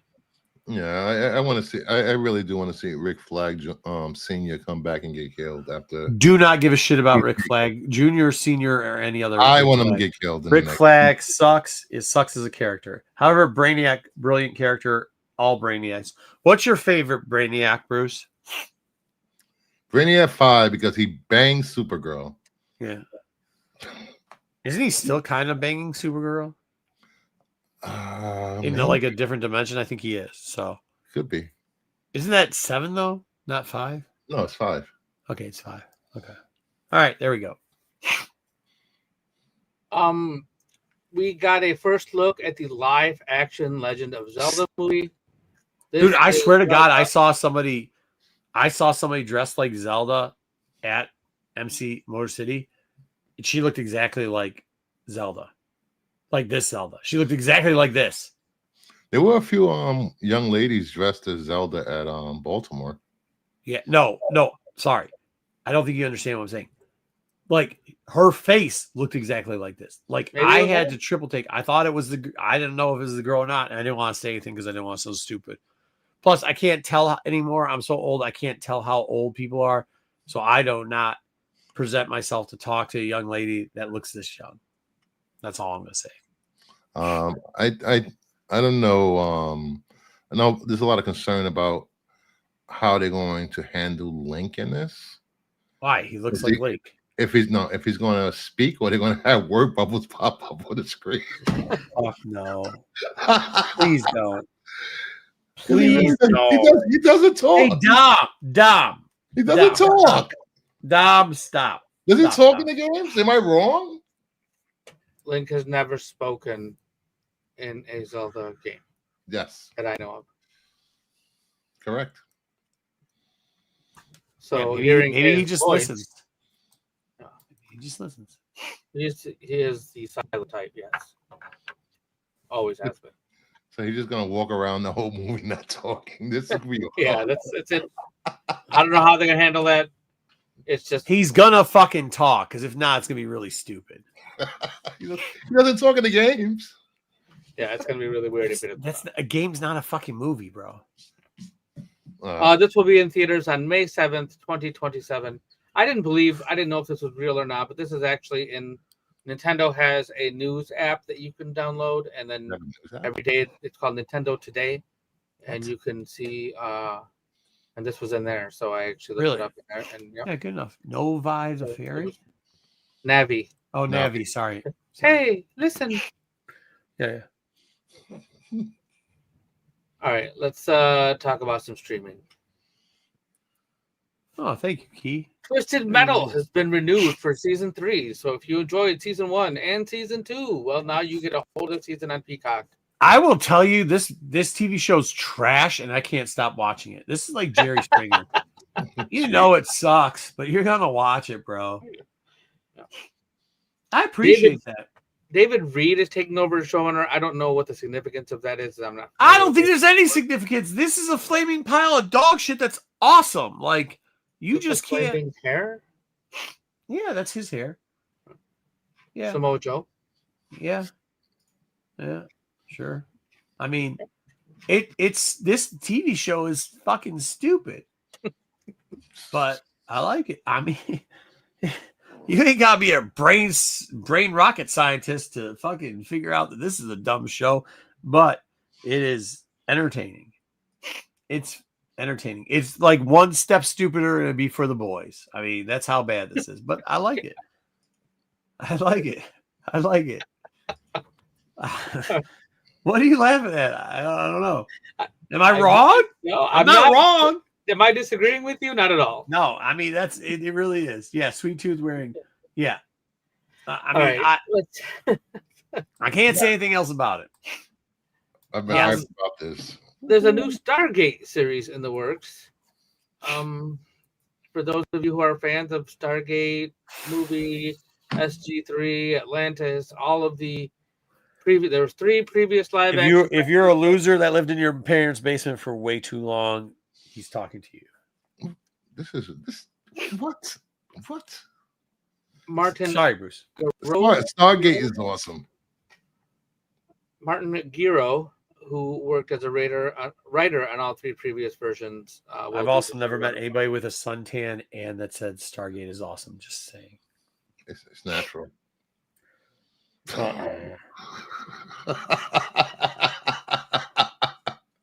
You know what I'm saying, Bruce.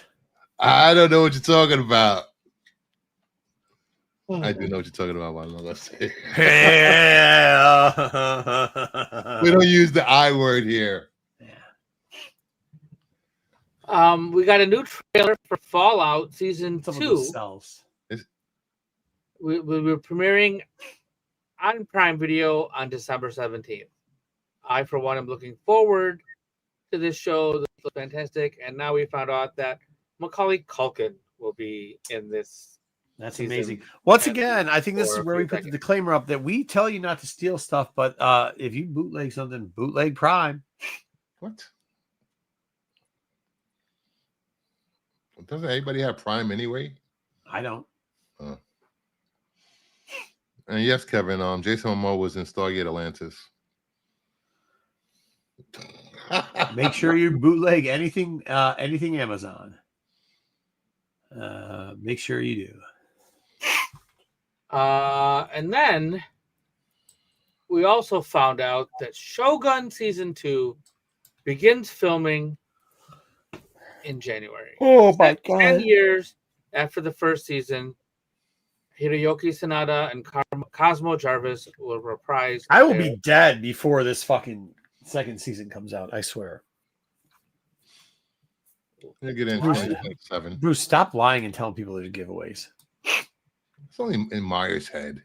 He is the voices. Dude, they haven't even started shooting this yet? No, they got to wait for them to write the story.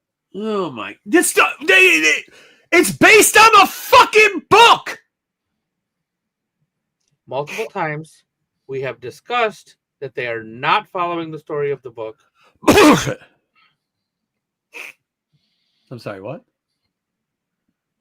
I'm going to move on. So the original hit was loosely-ish, but kind of almost on. Well, okay. So the original show was based almost minute for minute on the book.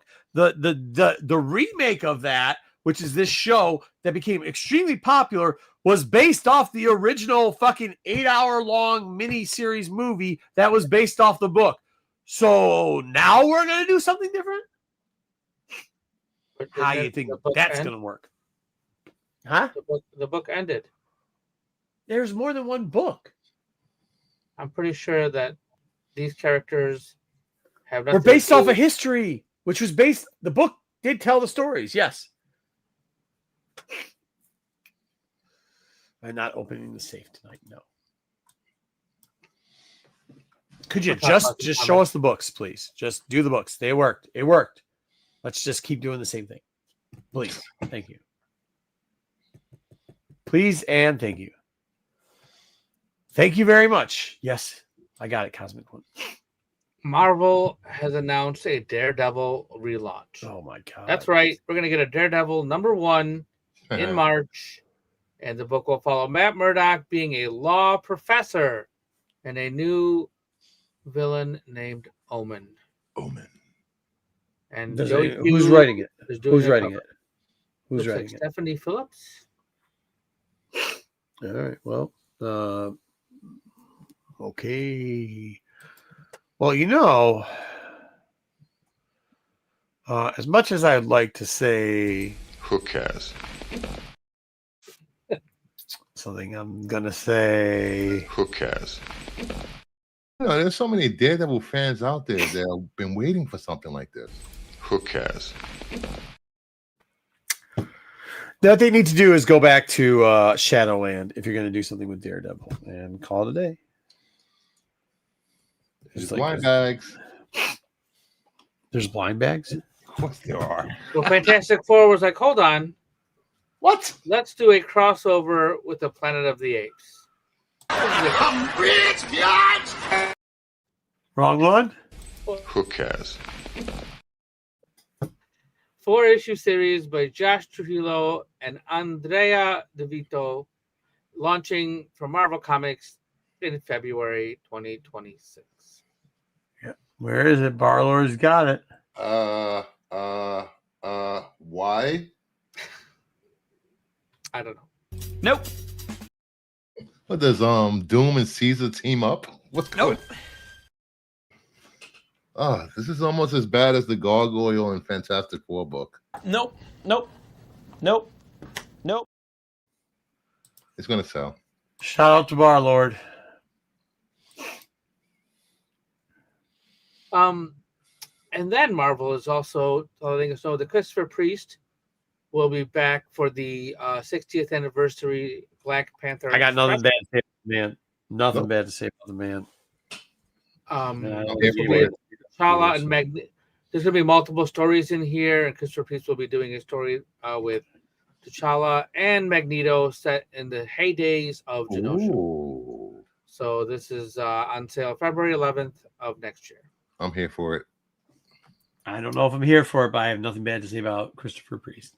So there you go. And then we have Gun Honey is returning Yes. 2026. Oh, It's let's called see how Gun many Honey spankers Double going to be Down. spanking to this shit. I mean, And Gooners. Sorry, Gooners. Art Germ will be doing the main cover art, and the original writers Charles Does anybody know Ardai what the book's and about? Tor King return as a creative team. Can I ask a question, Dub? Yes. Does anybody know what the book's about? I'm sure there are people who know.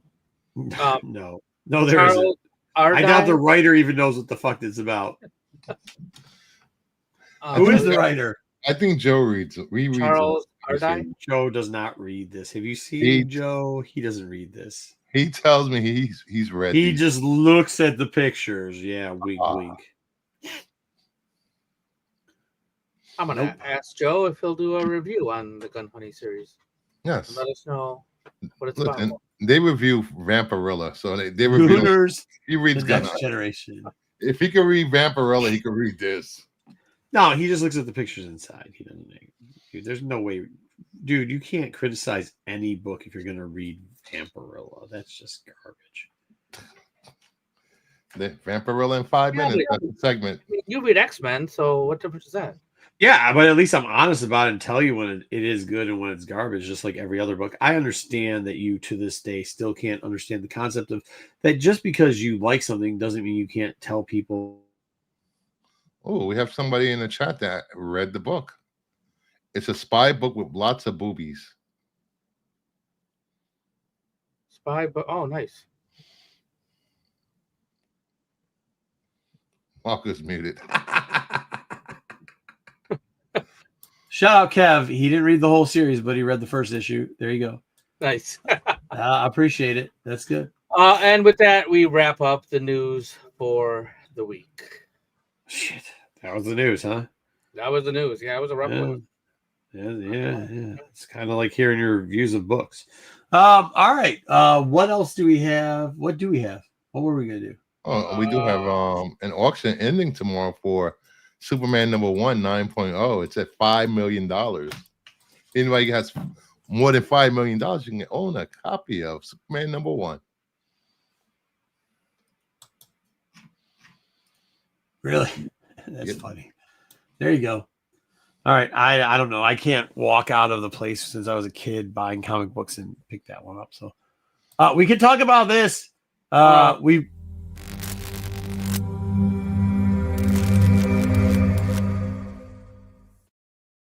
This is over. There'll be more unboxing books. Actually, my son's going to make a premiere eventually. He unboxed some stuff. He gets to keep most of his books, and the ones we sell, which he sold the book for over $100 at the show, so he got to keep half. Nice. Yep, good for him. I thought he would quit after that because his goal was to buy something with his buddy that costs $106 because of tax or whatever, and he got $50 because he sold a $100 book and worked his first con, which is amazing. I mean, honestly, it's really cool to have at least one of your two kids eventually just not want to do stuff for money, but hang out. As I was going to have Dub sit there and say, but he was taping and pricing books at the show, which is good for him in between sports and going to school. So really cool. He moved short boxes, which is also awesome. It's good to kind of see that. And I don't think he was vested in the comics selling portion, which is good. He didn't actually sell them, but just like being around everything and not just walking up to booths and people giving him free shit, which they did anyways.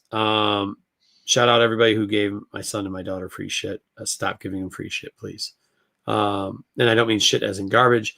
I mean shit as in like they're giving them Pokemon packs. They're giving them Transformers. They're giving, I mean, earrings. Dub. Somebody has sported both earrings that she received from a wonderful creator artist that is local. So she actually put on the earrings as soon as she got home, and then wore the other pair. So that's cool. But yeah, People need to start charging. Is all I'm going to say. Besides that, we got luckily, I have a very young, nice woman. Oh, right here, named Spooky Seance, who allowed me to have 10 feet of table space on her outside wall. Nice. We killed it. It was very slow. Sunday was slow. I don't know if it was somebody new who's running the show. I don't know if I'll tell you this. Mark Wade, God bless him, gentleman and a scholar. That dude walked around the con more than he probably should have. Mark Wade was digging through boxes, buying from vendors. Yeah. And I will tell you, it was embarrassing how slow he was because they didn't promote the show well enough. And instead of pouting about it, he had nothing but good words to say. I don't think he'll ever return, but he had nothing but good words to say and went out and spent money with every vendor, which I'll be honest with you, I think some of us made more money than he did at this show. So shout out Mark Wade. Shout out, dude, I'll tell you this. Dub, there's a certain somebody who we went up to try to get a hold of. He was grumpy at one point, so I didn't talk to him then. And I didn't see him for the rest of the show after that. I saw him Friday running late, asking which direction to his table. I proceeded to go to his table. He had one person to sign. I went to go back. There's a load of trash underneath his table, and he was never seen again. His name is Steve Englehart. So I tried, but I think he left. Did you see him at all on Sunday? And I didn't see him for most of Saturday. So I think he just left the con. Now I'm kind of mad I didn't yell at him, Gimp, where's the Gimp?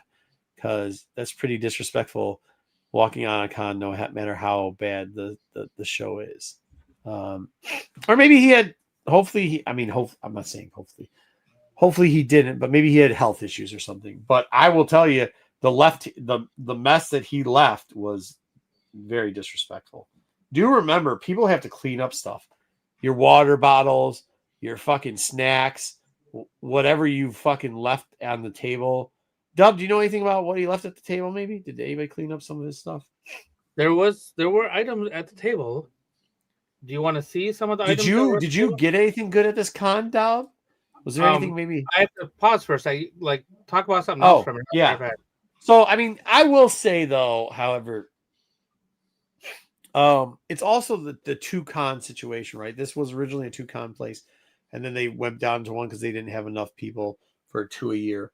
They some reason brought it back to 2 a year. They also, for some reason, got rid of the young lady Samantha, who was doing a great job running the show, for nepotism, which I'm always against nepotism hires. So that kind of sucked. I mean, I actually had people on Monday ask me when the show is going to happen because they didn't know. They didn't promote it well enough. Once again, we did well, but I'm not sure everybody did. Is this a big con or a medium con? It's a big con. It's a big con. Like it used to be like their spring show, the May show it ranks up there with Baltimore. It ranks up there with Heroes. It ranks up there with like that level type of con. Like what's the one in Pittsburgh? I can't remember the Steel City Con. Like something pretty decently big. It's probably bigger than Steel City. Hey, what's up, Corbin? What's up, Corbin? But yeah, I mean, this one was very disappointing. They didn't have a lot of comic book sellers, which I think was to our advantageous towards us. Yeah. But also they didn't have a lot of people, like, which is not advantageous to us. So like Friday, we thought we were going to do 4 times what we did on Friday. On Saturday, we didn't. We did like double, which everybody says that's pretty low, but our numbers were decent. And then Sunday was just a ghost town. They shouldn't even have been open that day. It was so bad, which is unfortunate. I mean, that's unfortunate. So that sucks. But besides that, no, I don't know how Dub did. I will tell you that artists that are good will always say one thing. They're like, yeah, I didn't do so bad. It was an okay show. It was a good show. But that's just them. That's them. Everybody knows that it's not a good show when the artists are walking around digging through boxes instead of, being at their places of. And honestly, besides Wade, and I'm not knocking Mark Wade. Oh, you know who else was there? Michael Wait, Cho. what? I hung out with Michael Cho for a little bit too. Yeah, but he wasn't busy, Corbin. They didn't do a good job promoting him. No? No. That's what I would have talked his head off. That's crazy. And Michael, he's a good dude. I know him. Like I met him a couple times. Oh yeah. So Dub, did you get anything Mark? cool? Yes, I know Mark Wade. Oh yeah, no, I met him once. I had lunch. I would love to talk to him again, but it's been years. Wow. Who is that? His nose is. That's Steve Englehart. He left his banner. He took out so fast. Oh wow. We were trying to find him. We were trying to find him, and all we could find was his banner the whole time. He was like never there. That actually wasn't even from this show. It was from a different show, but he left that trash there too. I think he was supposed to do, I would like to ask anybody, he was supposed to do a panel. I don't think he ever showed up at the panel, to be honest with you. Wow. Yeah. Now let me ask y'all this, because I looked already, and it seems like your next event's in May. The next Motor City Comic-Con. Hopefully it'll be I was going to good. say, is that the more, that's the one is that the more successful one? I'm going to say this, and I said, I can't say what I said with Dub, because Dub has some connections over there, but I would just say that it seems like this one isn't, it doesn't seem to be as well ran as it has in past, or well promoted as it has in past. It seems like there's a Mark Wade there. Like, come on now. Yeah. Well, I mean, he was just looks out. They didn't have any banners for him. There was no banners for him. There was no like not that like that. Actually, Steve, if you actually look at that banner he has from Steve, that actually is from like Hawaiian Con or something. So if you didn't bring your own banner with you, by the way, no offense, but Steve Englehart he's not the type of artist that should have to be bringing his own banner. No. Dude, I was talking to Guy Gilchrist. He drove in the night before. Another guy I know Mark and Guy pretty well. So, and Michael Cho pretty well. And Michael was just like, this is my last con. He gave 0. Dude, Michael could have fucking showed up and there could have been nobody there. He wouldn't have given a shit. This was the last one. He got his check. Oh, I'm not saying in a bad way. In general. No, this is his last show for the year. So, okay. Yeah. Yeah. Okay. So he was just on 0 fucks given. Yeah. So he's like, yeah, this show's great. I don't care. He didn't say he didn't care. He's like, this show's great. You're muted. We can't hear you, Dub. Yeah, but he brought that. How about now? Now we can. Good. Good to hear you, man. Guy Gilchrist, he had all his own booths and had all of his own product, but he had a lot of space to put that stuff up in. I mean, he brings his own props. I get it. But he had to bring all that. He actually brought a prop of he brought actual, for the people who don't know, Guy Gilchrist has the rights to all the Muppet Babies. Muppet Babies, yes. Muppet Babies, not Muppets, but Muppet Babies. And him and, who's the Muppet guy? Why did I forget his name? Yeah, Henson. We're really good, hippie friends. So he gets a lot of leeway with a lot of stuff with that. So he actually had brought in, what's the dog that you like? The Muppet dog? Ralph. Ralph. He brought the Ralph puppet with him. The musician? Yeah. Like the actual puppet. The actual mannequin. You could, the one they stick their hand up the ass, you could see it behind his neck. He brought a lot of cool shit with him. What? Pause. Dog? What? You're talking about stick your hands up dog's ass. I just want to make sure. I didn't say that. I said puppet. No puppet. That's not what you said. Pause. No diddy. But yeah, I mean, he's always great too. That was the good thing. That's whenever I rag on Liefeld, the difference between Liefeld are guys like Michael Cho, Wade, Guy Gilchrist. What was the other guy's name? I mean, guys that you see that are big time dudes, and they're you could tell when a show is going good and when a show is not going good. And the show was not good for these guys. And all they did was, Barrett, the guy that did a lot of the Valiant stuff and stuff like that. One of Dinesh's boys was there too. And those guys, you couldn't have smiled more, couldn't have been happier. Once again, I can't speak on Steve. I don't know if he wasn't feeling good. He didn't look happy while he was there when coming in, while he was trotting through it. He went, I think, I think he thought he was going to be by like the Gilchrist and all the people doing private signings, and instead they put him in Artist Alley area, and he didn't seem happy with that. I didn't talk to him, so I can't say for sure. But yeah, seriously, we did get that banner. We also got some other signage too from him. Well, not from him. He just took off or died. I don't know. So who knows if he's alive. Well, let's not say that. No, I'm playing.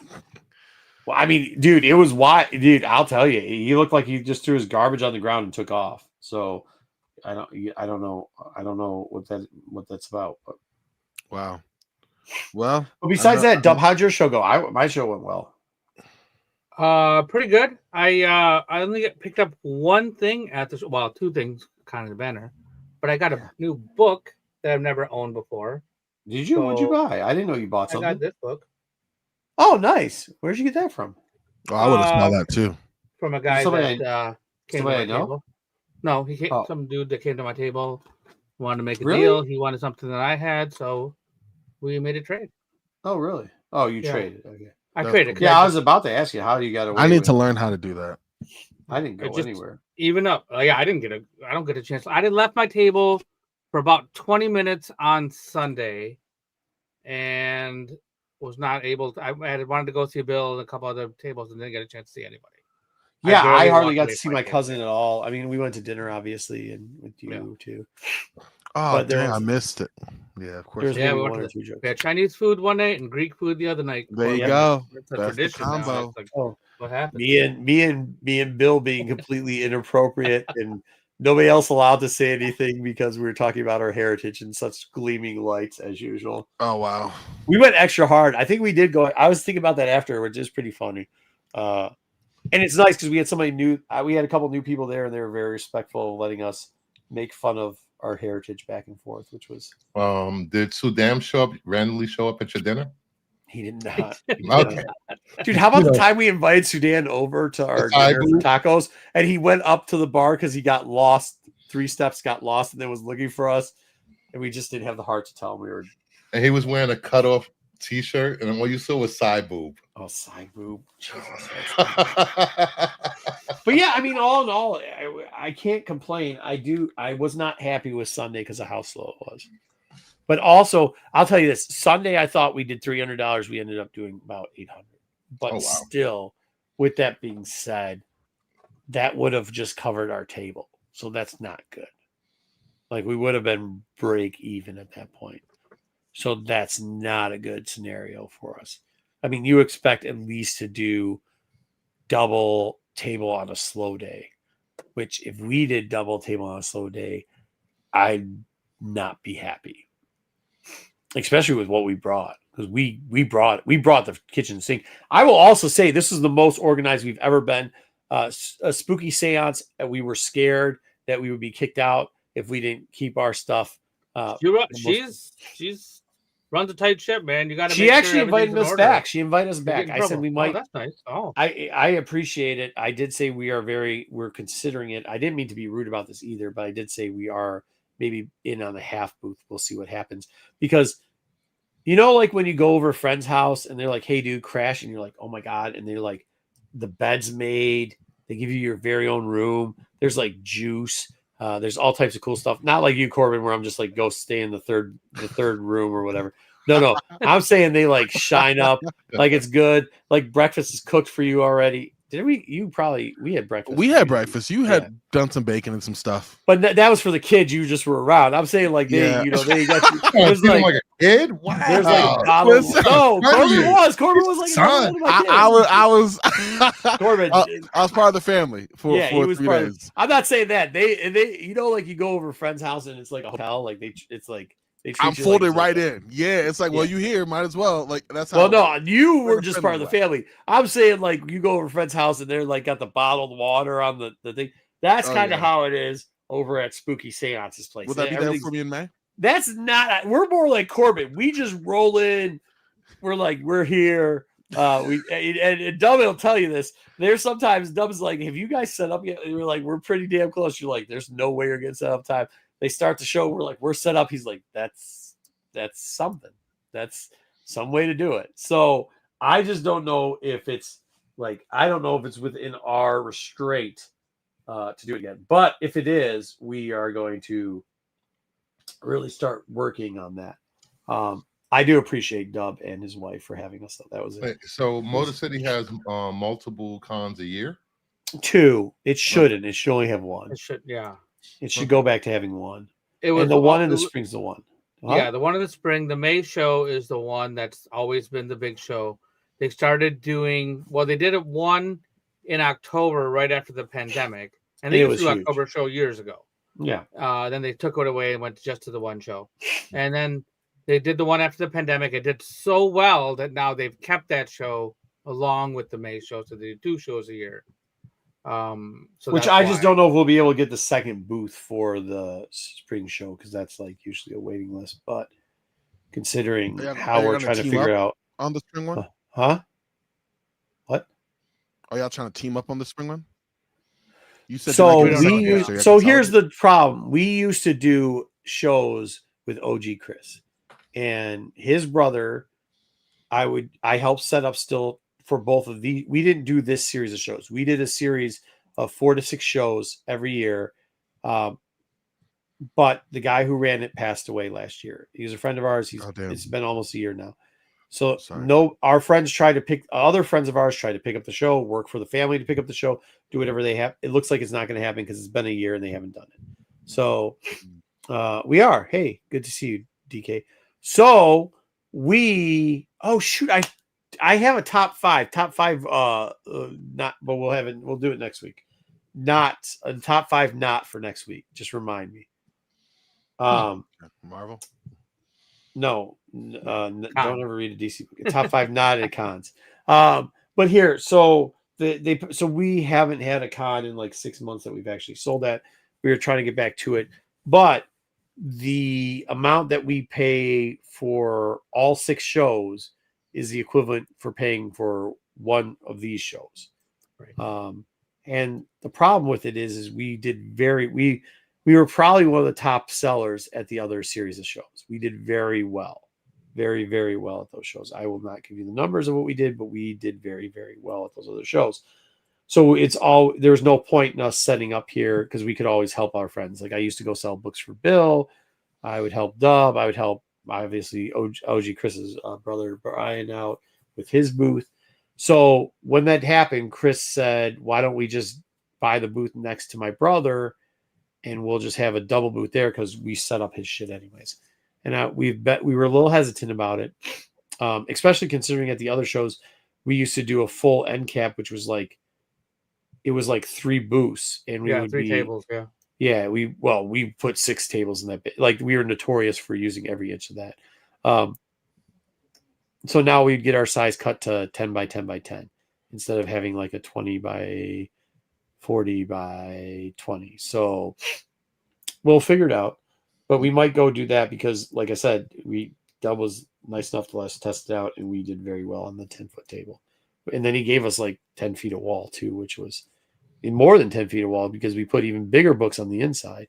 Like we put a couple $1,000. Some slabs, yeah. We put everything up to like, I think $12,000 books up out there, from probably like 1,000 to 12,000 went on the inside. So sold a couple of those too. There was X-Men 1 on my wall, so some people got the wrong idea. What does that mean? Like I don't sell X-Men on my wall. Oh yeah. We did have an X-Men 1 that we sold on his wall. I mean, it was good. Like we had a great experience. It was great doing it with them. I sold a lot of wrestling figures. I got to see it. I'm great with the boys. Like I'm so good with the boys. Like, I mean, I live for it. Like I know people are like, how do you do this? How do you deal with that?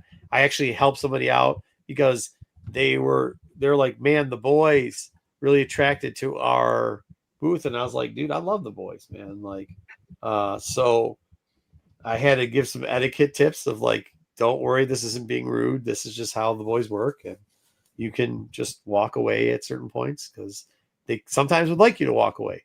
Mm-hmm. Know all about that. Yeah. So that was fun. I mean, that was fun. I mean, I think I sold like 2. I think one of Dub's friends were extremely happy because I think I sold I must have sold 20 wrestling figures. It must have been like 20, right? Many, yeah. I sold so many. So many. I mean, to all of them. Like one guy, I just kept. Yeah, I was one like, guy kept look, I coming was back. like, my man, go drop everything in your hand. Stop. You've touched them 6 times. I know, brother. I love you. Go drop off the toys in your hand with your mom. Come back. You can come back. Well, you come back. And he did. Then he came back again. Went and gave the toys to his mom, came back and bought the other one. Yeah. And then he came back the next day and he's like, can you? I was like, yeah, for sure, brother. We can do whatever you want. Marco's climbing up on the ladder. Yeah, climbing up on the ladder, getting the expensive one down for him. And he, dude, I mean, that guy, though, he got, who was it? One of the Dudley boys were there. Oh my gosh, he was just in heaven. Talked to me for about 45 minutes about a Dudley boy. I was like, yeah, the other one's in Grand Rapids. That was the part that sucked. They also scheduled during Grand Rapids, and then they invited one Dudley. They invited both Dudleys, but one had to go to Grand Rapid Con. The other one had to go to this one. So then he's like, well, I don't think they get along. And they had their last match. He kept telling me about their last match. I was like, I didn't know they were still fucking wrestling. But apparently their last match might have happened last week. I don't know. But he's like, I don't think they get along or whatever. I was like, did you just say they just had their last match a couple weeks ago? He's like, yeah, but I don't think they get along anymore. And I was like, well, I don't know. I actually talked to one of them and they do. They're kind of like Andre 3000 and Big Boy. He had no clue what that reference was. So I said it again like an idiot. And then he just stopped talking to me. Still didn't know, yeah. And I just walked away and he walked away. And that was that. And then he came back later. So that's fine. But yeah, I thought it was pretty good. There were some disappointing parts in it, but there's disappointing parts in all. I don't want to get into the nitty gritty of some of the disappointing things that happened there. After dark, I want to know. Shit. No. It's private stuff we can't talk about. But I mean, I had a great time. Great time. Dude, I met these 2 young ladies that were Canadians. And just their insight from what the youth. And they're college students. So what's a college student between the ages? And it wasn't their first year because one of them is going to be like 24. Yeah, so like in their 20s, early 20s. their insight into, and one of them bought Death in the Family 1, 2, and 4. Or the first book of Death and Family, second book of Death and Family, fourth book, not the third one. The third one's the expensive one. But they already had that one. They got it really cheap, luckily. And they talked about that. They talked about their insight into why they love Avengers, which I was like, nobody fucking likes the Avengers. And one of them was an extremely huge fan of Captain America. And then she described it, she said her point. I was like, listen, you should probably check out the X-Men. But it's funny because she talks about Captain America like I talk about the X-Men. It's funny. Huh? Like not the Summers. About Scott Summers? No. But it's kind of funny because there's a lot of like things that she saw and similarities that I saw, but also like how young of a generation she was. So it's kind of funny. Yeah, that was funny. Yeah, New Blood's always good. We actually had a lot of young people. Sean and myself, like, we love the shit, right? So like we actually sell, but I don't think financially neither one of us we're not dealers because we need to be, right? So like we love talking to people and seeing what they like. I mean, we obviously give away stuff I think we gave away, not tons of books, but we have dollar books there. And I think some of the purposes is like, if people talk to us long enough, you're going to get a dollar book somehow or another that we're going to recommend. So we do that. We give away something here or there. There was one girl, she wanted to charge $1. I'm like, you can't charge $1. She's like, da da da da. I was like, just take the book. She's like, what? I was like, just take the book. She's like, well, we don't have $1 though. I think my friend does. Friend doesn't. I go, excuse me, young lady. At this point, just take the book. You look like you want to enjoy this book. You've told me about it. You told me why you wanted it. I don't care. That guy is trying to spend $120 behind you. No offense. Nobody cares about the dollar book. Get out of the way, just so I can actually sell the books I need to sell. I will. Speaking of that, she's like, really? You're just going to... I'm like, yeah, it's a freaking $1. Like, have a nice day. Leave. So she was happy. But there was one thing. This is the thing that pissed me off. There's a guy. And I don't know why he came to our booth. We aren't particularly nice to him. And there's good reason why. Me. What? No, nothing. Continue. but this is mind you, we only have 10 feet. That is not a lot when you think about it. No, I appreciate it, Dom, but I'm saying in the grand scheme of things, 10 feet's not a lot. That's about 2 fat boys standing next to each other, or that's about 4 people standing in front of your whole area, shoulder to shoulder, so nobody can get by. We got 2 rows of stuff. There's this guy, he comes over and he smells like shit. And he literally goes, and every time somebody went to reach for a book or said, excuse me, he'd stretch out and like start pushing, which is also a no-no because he didn't ask. But he's holding a $10 McFarlane, like not even a new, or no, it was a newsstand, but a mid-grade newsstand McFarlane book. First Venom cover, nothing too expensive. We have $10 on it. Our books, by the way, we price our books like this. We price them too expensive for dealers to flip. We spend cheaper than anybody else's book that is selling it. You understand what I'm saying? We price it for fans. We price it where it's too expensive for dealers, but it's not. We know what we have. You're going to pay for it, but you're not going to pay the highest price of all time. This guy takes the book. Now, mind you, this is a book from the 90s. Takes the book. It's in a bag and board. He's looking at it. He's doing this forever. He's doing this. Then every time somebody goes, he's trying to put his hand up in front of him. And there's 2 guys standing behind him. They give us a look finally. This dude takes the book out of the thing. This is where I fucking had it. He takes the book, doesn't ask. I know it's only a $10 book. Doesn't ask. Takes the tape, doesn't take the tape off, opens it up, takes the book out, proceeds to smell the book. This is a 90s book. I turn to Sean and say, I'm about to take that fucking book and rip it in half and get rid of this motherfucker. Sean's like, give him 1 more second. Puts it back in. I turn around. Some guy's trying to make a deal of like $600 worth of books, $700 worth of books. He looks at me. He's like, are you okay? I'm like, He turns to the guy. He goes, it's a $10 fucking book. It's worth way more than that. Either buy it or get the fuck out of here. This is what the customer says to this dude. There you go. The dude's like, what? He's like, all right. What's your paper fetish? I swear to God, after that, I was still steaming, so I didn't have anything to say. The guy's like, hey, how much? I go, I'll give you so much about this. I say, sell them a book. I didn't sell them $600 worth. I think I only sold them like a couple $100 worth. But afterwards, I looked at Sean. I was like, you should let me rip that fucker up. He goes, I wouldn't even want the money the guy gave it. I go, good point. I found the guy that told him that. I took the $10. I said, this is for you. He said, what? I said, this is for you. Because not only did that happen, the minute that guy left, 2 other guys came by and they were buying books off the top shelf. They were like, dude, that guy stunk so bad. And we couldn't get in front of him. Like, are we sure that guy, are we sure he wasn't BK? It could have been BK. Ooh, no, just saying. It wasn't. So I went over after we sold like a bunch of money to these other 2 guys. I took that $10 from the steak, dude. Literally, the guy's name's Jason. He's also a dealer. I walked up to Jason. I gave him $10. He's like, what are you doing? I said, honestly, getting that dude out of my booth is worth it. Here's the $10. You have it. Because I don't want nothing to do with it, but also appreciate it. The dude, and Jason like had a big laugh out of it. He had a good old time, and it was pretty good. But man, there's very rare times. But I was at the point, and this is where Sean held me back because he knew I'd do it. I would have ripped that. I was going to rip the bag, the board, the whole shit, rip it in half, throw it on the ground. Now get the fuck out. Like I had enough of it, dude. Why the fuck you're smelling? First off, you broke all the rules. Don't put your hands on wall books like when you're leaning across. Okay. Number 2, ask, and then ask again. Yep. Okay. Number 3, if you're going to open a book, I don't care if it's a fucking penny book. Can I open this? You have. I mean, if it's a $1 book and thing, I usually open up $1 books too. I'm not going to be mad if you open a $1 book and look at it. But you know what I'm going to do? I'm going to open up the $1 book, look over if the back cover's on the book.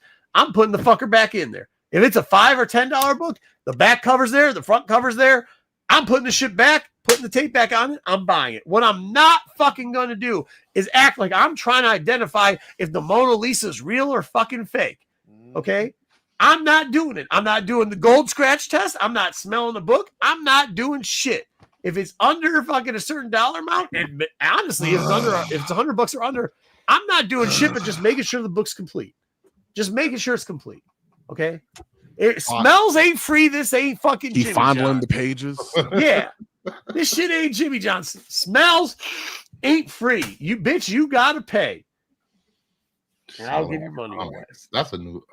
That shit's wild, bro. That shit is wild. Wild. And the other one, and something happened to us at this con that was just blatant disrespectful. And it didn't really happen to me. It happened to somebody Dub knows well. And so Dub was steaming at a moment in this con. And just as he was, this kid decided, Corbin, you don't go anywhere because this is shit you post. Learn this. Whoa. This dude, how big was that pizza box, Dub? Oh my God. This was like an extra large pizza. Like it wasn't a small pizza. This was not a personal pan pizza. Like a Costco style size pizza. It was huge. This dude turns to his two buddies, looks at them, and instead of handing it to him, puts it, now mind you, we only got 10 feet here, puts it on top of like short boxes. It covered up 3 short boxes, at least, maybe 4. 3 boxes wide. This is after I dealt with Smelly, dude. I go, oh, Sean, I'm going to get this. I go, I know this motherfucker didn't just put his pizza box on my fucking, and I turn, and Sean goes, yeah, dude, get him. You deserve it. I turn and I look at Dub. I'm like, you know what? I do. But I know somebody who deserves it better. I walk up to Dub. I was like, Dub, you got to see this. He's like, see what? I go, I know this motherfucker did just put a pizza box on top of my fucking books. Dub turns around. He goes, wait, what did you just say? He looks, sees this guy, beeline straight to him, goes, whose pizza box is this? The kid goes, it's my pizza box.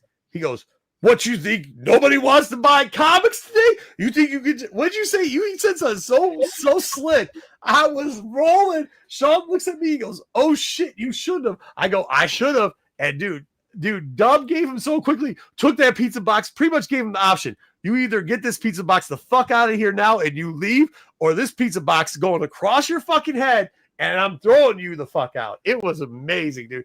It was, what'd you say to him? You said, like, do you think I just walked off? Whose pizza box is this?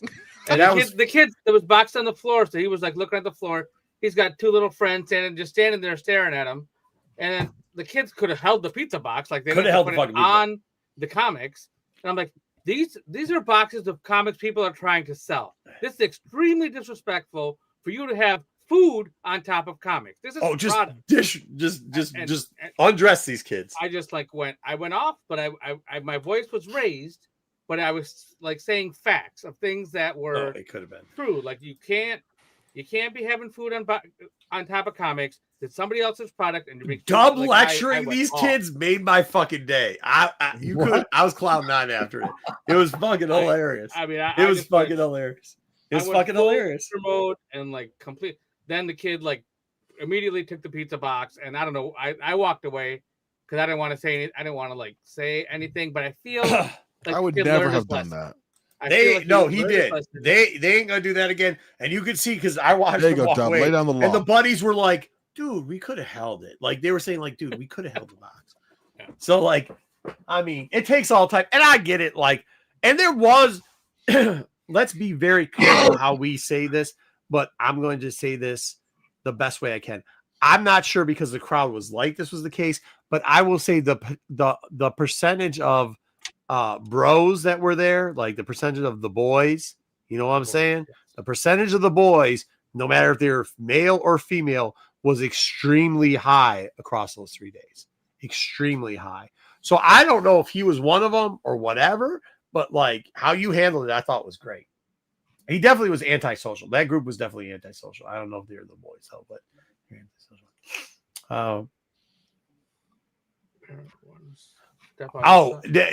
they weren't. Hey, I mean, I know I got a gut, but like you really not.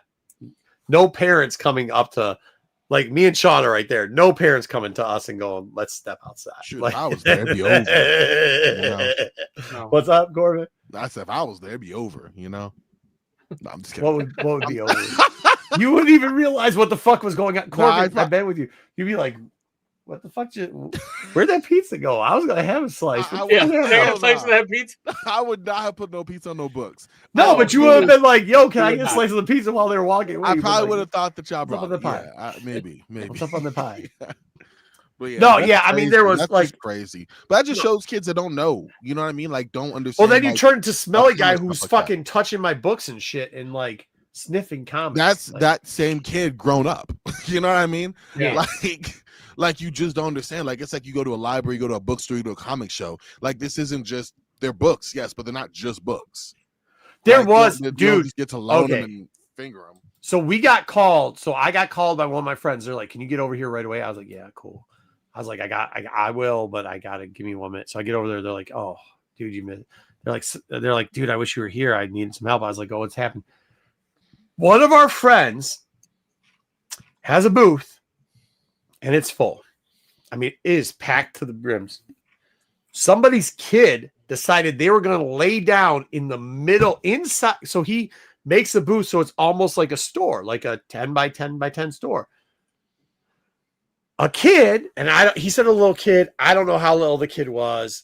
I assume it was like from his description, anywhere from 6 to 9 year old, was laying in the middle of the floor. And he says, "Excuse me, you got to get up. You can't lay in the middle of the floor here. There's people walking by." The parent said, "You don't tell me how to parent my kid." That the parent behind him goes, "You don't tell me how to parent my kid." First off, and so then he's like, so he texts me, he's like, "Can you get over here real quick?" Because you know what I would have done? Drag that little shit out and throw him the fuck outside and throw the parent with him. I don't give a shit. But like, you ain't like, so he doesn't know what to, you know who it is, Dub. So he's not going to get in confrontations. He's just like, I wasn't telling you how to parent, but like, it's a hazard because people are trying. And the mom's like, "You're telling me how to parent." Yeah, well, I wish I could have got there faster than I did. I really wish I could have got there faster than I did. I wish that Karen would have. I would have treated it just like the pizza box. Whose child is this? Oh. Get this child out of my booth. Get out. You can go too. You can go too. Yeah. You can go too. I don't need you or hey, your child. his booth's real close to the exit, is all I'm going to say. Mhm. You can go too. You can go. So, yeah, I mean, I was just, I thought he was, he doesn't over exaggerate. I thought he was a little over exaggerating, but there was 2 other witnesses to it. And they're like, I was like, I don't know how y'all let any of that go. I would have fucking had that broad by the back of her neck. And I bet you it probably felt like a bunch of hot dogs in a pack, but I would have tossed that bitch out.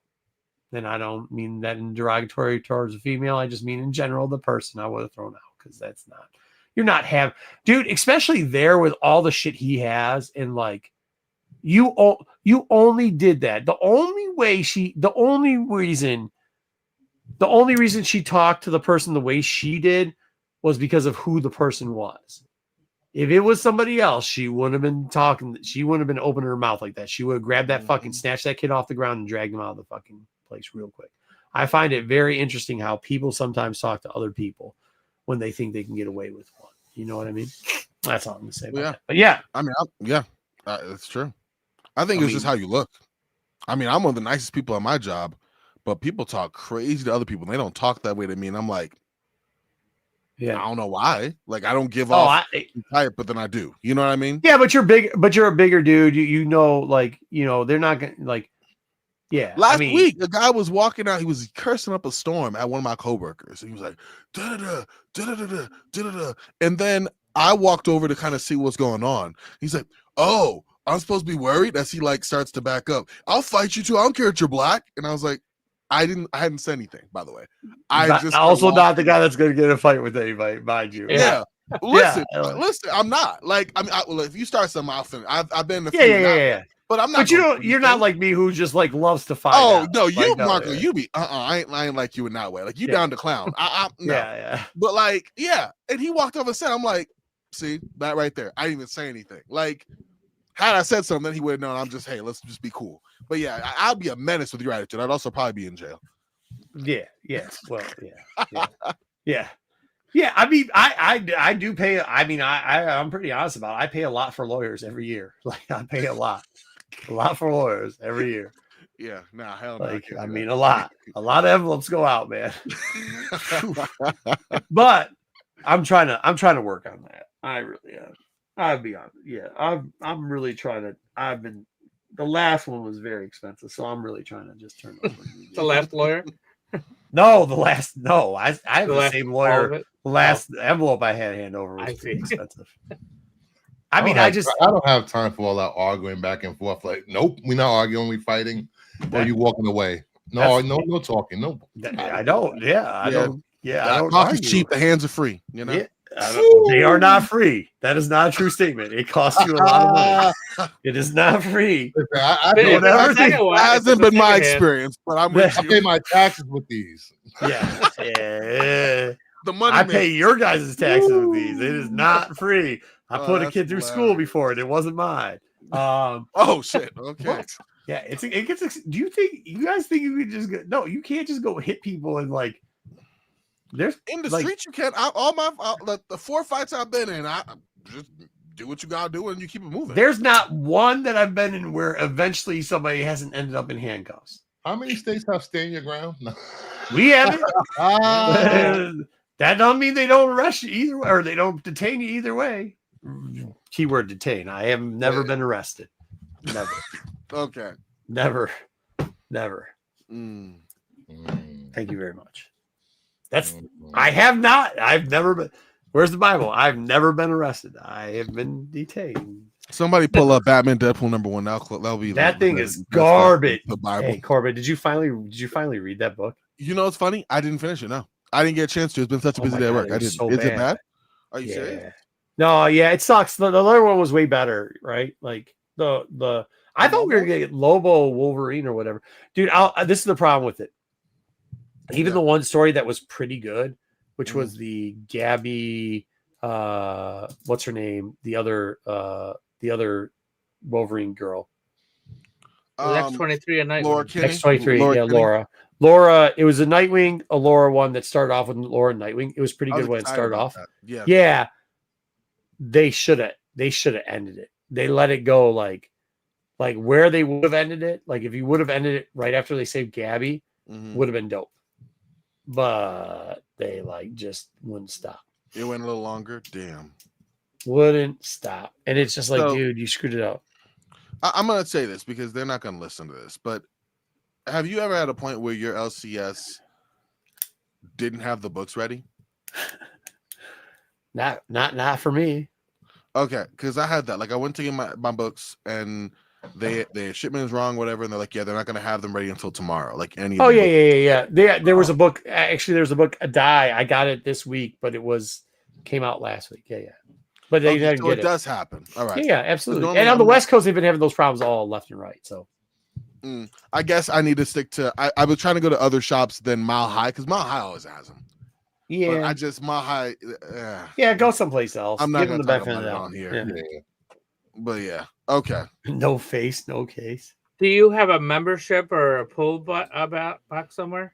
I don't. Yeah. Well, that's the thing because the two I go to, one like these comic shops close like mad early. You know what I mean? Well, I guess 6 o'clock is standard. You know, Dub. You know how it is. Yeah, they close out here like 6. Even on Wednesdays? Yeah. Oh wow, that's wild. And the one that I'm out, I get off at 5 and I'm an hour away. It's not even including traffic.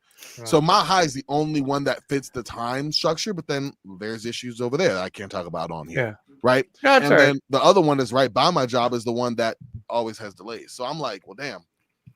You know what I mean? They're having some problems with some of the stuff. I mean, the weekly book. I don't know. I try to give the LCS, the smaller ones, or at least the ones I've been going to forever, the benefit of the doubt, even when they can't get something they get from me next week. And I can live with that for the most part. I mean, this week there's so much out there that if you couldn't get exactly what you wanted, there was something else. I thought that was pretty good there. Unfortunately, I'm not sure if the big two was the best across the board. Mm-hmm. Marvel had one or two things that was decent.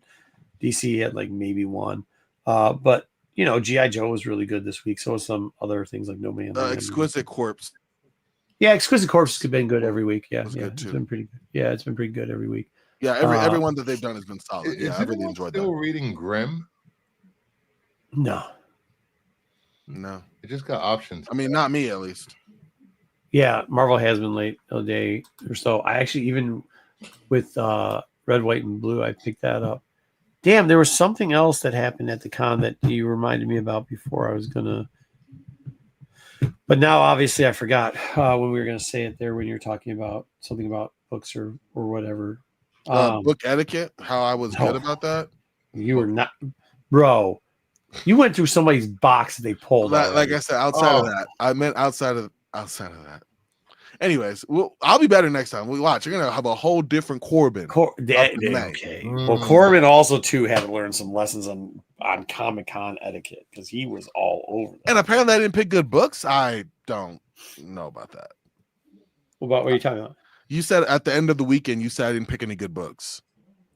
Well, that's probably true. Did you pick any Well, good yeah, books? but if you pick DC books, he's gonna say that. No, Oh. that's not true. If you pick anything with Batman in it, he's gonna hate it. Pick anything with Superman and he's gonna hate it. If it has Did DC you, logo on it, I will say that he did compliment me on my DC Bronze Age books I picked up. Yeah, I do compliment people on stuff that I think. I'm living. Hey, guys, I'm living for a compliment right now. Like here's the thing. Here's the thing. You don't need his approval, damn it. Corbin, you got on Him the to internet approve was it, like, though. "This is the greatest book ever." I was like, "The book hasn't come out yet. How can it be the greatest book ever?" I listen. I did it. Okay, so I did a little plug. I did a show. Don't know if you guys saw that, right? Or make sure you guys check out his channel. He did Appreciate it. And I was basing off the previews. I wasn't saying anything that I read, but looking at the creators, looking at the team ups, the only team up that I wasn't like excited about was the Harley Quinn Hulk because whatever. That was the only thing that actually you knew what you were getting, and it lived up to what you're getting. I'm not saying it was good, but it lived up to what it was getting. And there you go, bro. So, there's a scene. There's like a 3-panel scene in the Doc Strange one, Constantine, and it looks like Doc Strange giving reach around from behind, bro. I thought the art was going to be hit or miss. Yeah. Corbin, don't listen to him. He's the same one that there was a Robin orgy 2 weeks ago. Okay. It might have been. I cannot. I can't. That's wild. Red Coat has been optioned too. I didn't really like Red Coat. I don't know. I get it, but not my favorite Ghost book. So these projects will have 5 years to be scripted, directed, developed. Brand new Corbin, yeah, right. Most indie options never come out anyway. Just how it is. Yeah, that's true. All right, that's all I got. Dub, do you have anything to add on to the to anything? No, I don't have anything else to say for the show stuff. We'll do our don'ts next week. Yeah, 2 don'ts next week. Yeah, do not do this at a con. We have some updates to. Well, yeah, it's something about like if you're going to bring something, don't bring it this way. So, yeah, interesting. Yeah. Can you? I think Dub knows. I know exactly what it is. Yeah. I got some live action pictures, but I'm gonna have to edit some because one of them, like I wish I got a picture of, but you would not believe. Wouldn't believe. But there you go. There, I think this is the link for there. Make sure you guys bags, boards, all your supplies, get them at BCW. You buy in bulk, gives you a discount price. Plus, here, if you use the code REN10, Renovision 10, what is it? Rena 10, you get 10% off. I use it. Dub uses it. Corbin doesn't buy comic books, or if he did, he would use it. I'm gonna start. I'm a whole new Corbin coming up this year. I'm gonna start doing it. I would throw the link down below, but I can't do it because screw StreamYard. There we go. BCW Rena RENNA 10% off for coupons. I'm gonna have to get Corbin on my show at some point. Yes. Play Jeopardy. Oh, it'd be hilarious. No, just to have him on. I came on a couple days ago. He was surprised in the chat. What was that? Yesterday, I think. Yeah. He was like, "Oh wow, there's other black people on the panel besides you." Oh my god. We are limited. We have 2 here. I was shocked. I was like, "Get out of here." We were the majority on that panel yesterday. Oh man, they were, and I got the friendliest jumping ever. Like Mama Bear was on me. Like everyone's like, "There's black people here." Oh, Mama Bear. And I was over here like, I was just messing around. Like, sorry. Like I'm over here like it's all love. I love Bruce. I was just being funny. But tell a joke. They were about to kill you in that chat. They were about to get you in that chat. It's like, hey, that's like the dinner at the Greek restaurant. There, I say at least our people have like tag. They know when not to and when to and whatever. Oh, so man, good job. They were getting on me. I was like, please, I come in peace. Bruce knows, don't you, Bruce? I was like, you pulled the don't you, Bruce? No, I didn't do that, but I wanted to. You both don't you, Bruce? I did the It's All Love, Bruce. Like I was anxious. I'm like, please let him see this. Yeah, Because Bruce. the panelists were offended. Like it was bad. The panelists were offended. Dude, the other black guy went like who this. he was. The other black guy did this. What? Like his face is all. Yeah. I was like, Oh, because they don't. Oh, because they didn't know. I can see how that can be taken. yeah. That's why I realized. I'm like, next time I'll just tell Bruce when I see him. Like. That backfired in a major way. I thought I was gonna get a chuckle. That is Bruce the laughed. definition No one of else Corbin. That is Corbin. Laughing. That's Corbin. That is Corbin. Oh, it backfired so bad. Oh my I was god! like, let me get That's off this shit. Let hilarious. me just listen to it. That is hilarious. Yeah. So now I Good learned. job. Oh my god, that's like every day when you actually hang out with Corbin. That's like every day something like that happens. Swear to God, it's hilarious. Oh man. All right, do your thing, Dub. I gotta get out of here. Well, I don't know what's happening tomorrow, but it could be a Sneaky Keys. It could be a We're gonna have unboxing, I think, maybe. Or yeah, Sneaky Keys, maybe. Yeah. Sneaky Keys unboxing, and there's probably going to be a DCU show tomorrow. What is that? Is that true, Bruce? Or is Yes, at show? 7 p.m. Eastern, episode 36, maybe 35. I don't know. 37, 38. 39.5. 38. Episode 38 of DCU on the Hunt tomorrow at 7 p.m. Then Friday is Off the Shelf, where we play Jeopardy and talk random comic books. And then Sunday is the other. Wait, what time is the Off the Shelf? 7 p.m. Eastern. So 7 p.m. Off the Shelf. 8 p.m. No, I'm sorry. 9 p.m. is the CBSI Hot 10. Yes. Immediately following that will be the Qualified. Yes. Right. And then Sunday you have. Sunday is the other comic book show, the only family show dedicated to comics on YouTube. And just so you know, if you haven't subscribed to my channel, please subscribe because it is an award-winning channel now. Oh yeah, what award did you win? I won Major most award. informative content. I don't know how that Most happened. I got it. informative What? content. They've Fantastic. never watched your channel before, apparently. My DCU videos are very informative. Thank you. Oh yeah, Thank you. no doubt. I won't be in the comments anymore, but I will share the videos. So Saturday you will also well, first of all, tomorrow catch up on all your latest wrestling news on the Absolute Geek podcast channel. That is off the mat tomorrow at 9 p.m. And then Saturday at 9 p.m. I think it's 9 p.m. Yes. Is the SNS right here on Renovision.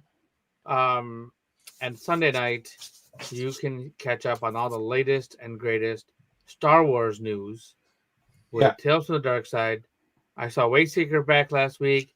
They were all They actually have something planned. They have something good planned over there. I don't know. Those boys are coming up with good ideas all of a sudden. and they're in circles, no squares. They were in squares for a minute, but then they turned to circles. Well, that was when So we if you really wanna didn't know what I'm what was talking going on with about, this shit.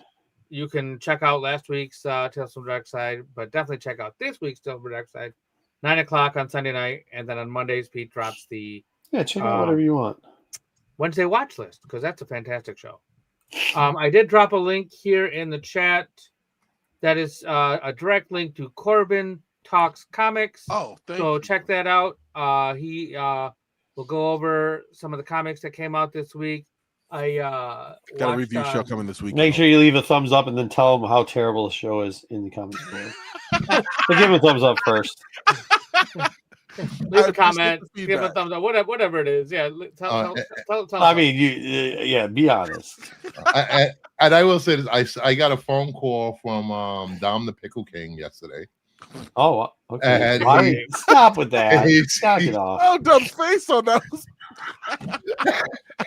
And his YouTube channel is coming. It's definitely coming. Huh? Dom's YouTube channel is coming. He said. Okay. Pickle me this? No, I'm just kidding. Good for him. Hopefully he gets it off the ground. That's a name if he wants it. That's free. Dude, how long do you think it'll be after Don creates a channel which just gets that he gets blackballed? Like how many violations he gets in the first week? He's actually been very positive lately. You guys should lay off of that. I'll be honest with you. If he wants to make it a Star Wars thing, could be Pickle Between Worlds or Worlds Between. Stop it.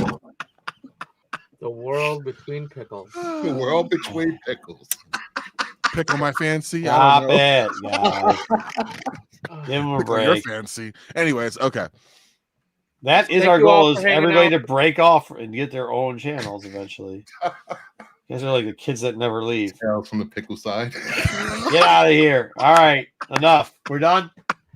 Yeah. We're Have a done. great night, guys. See you next week.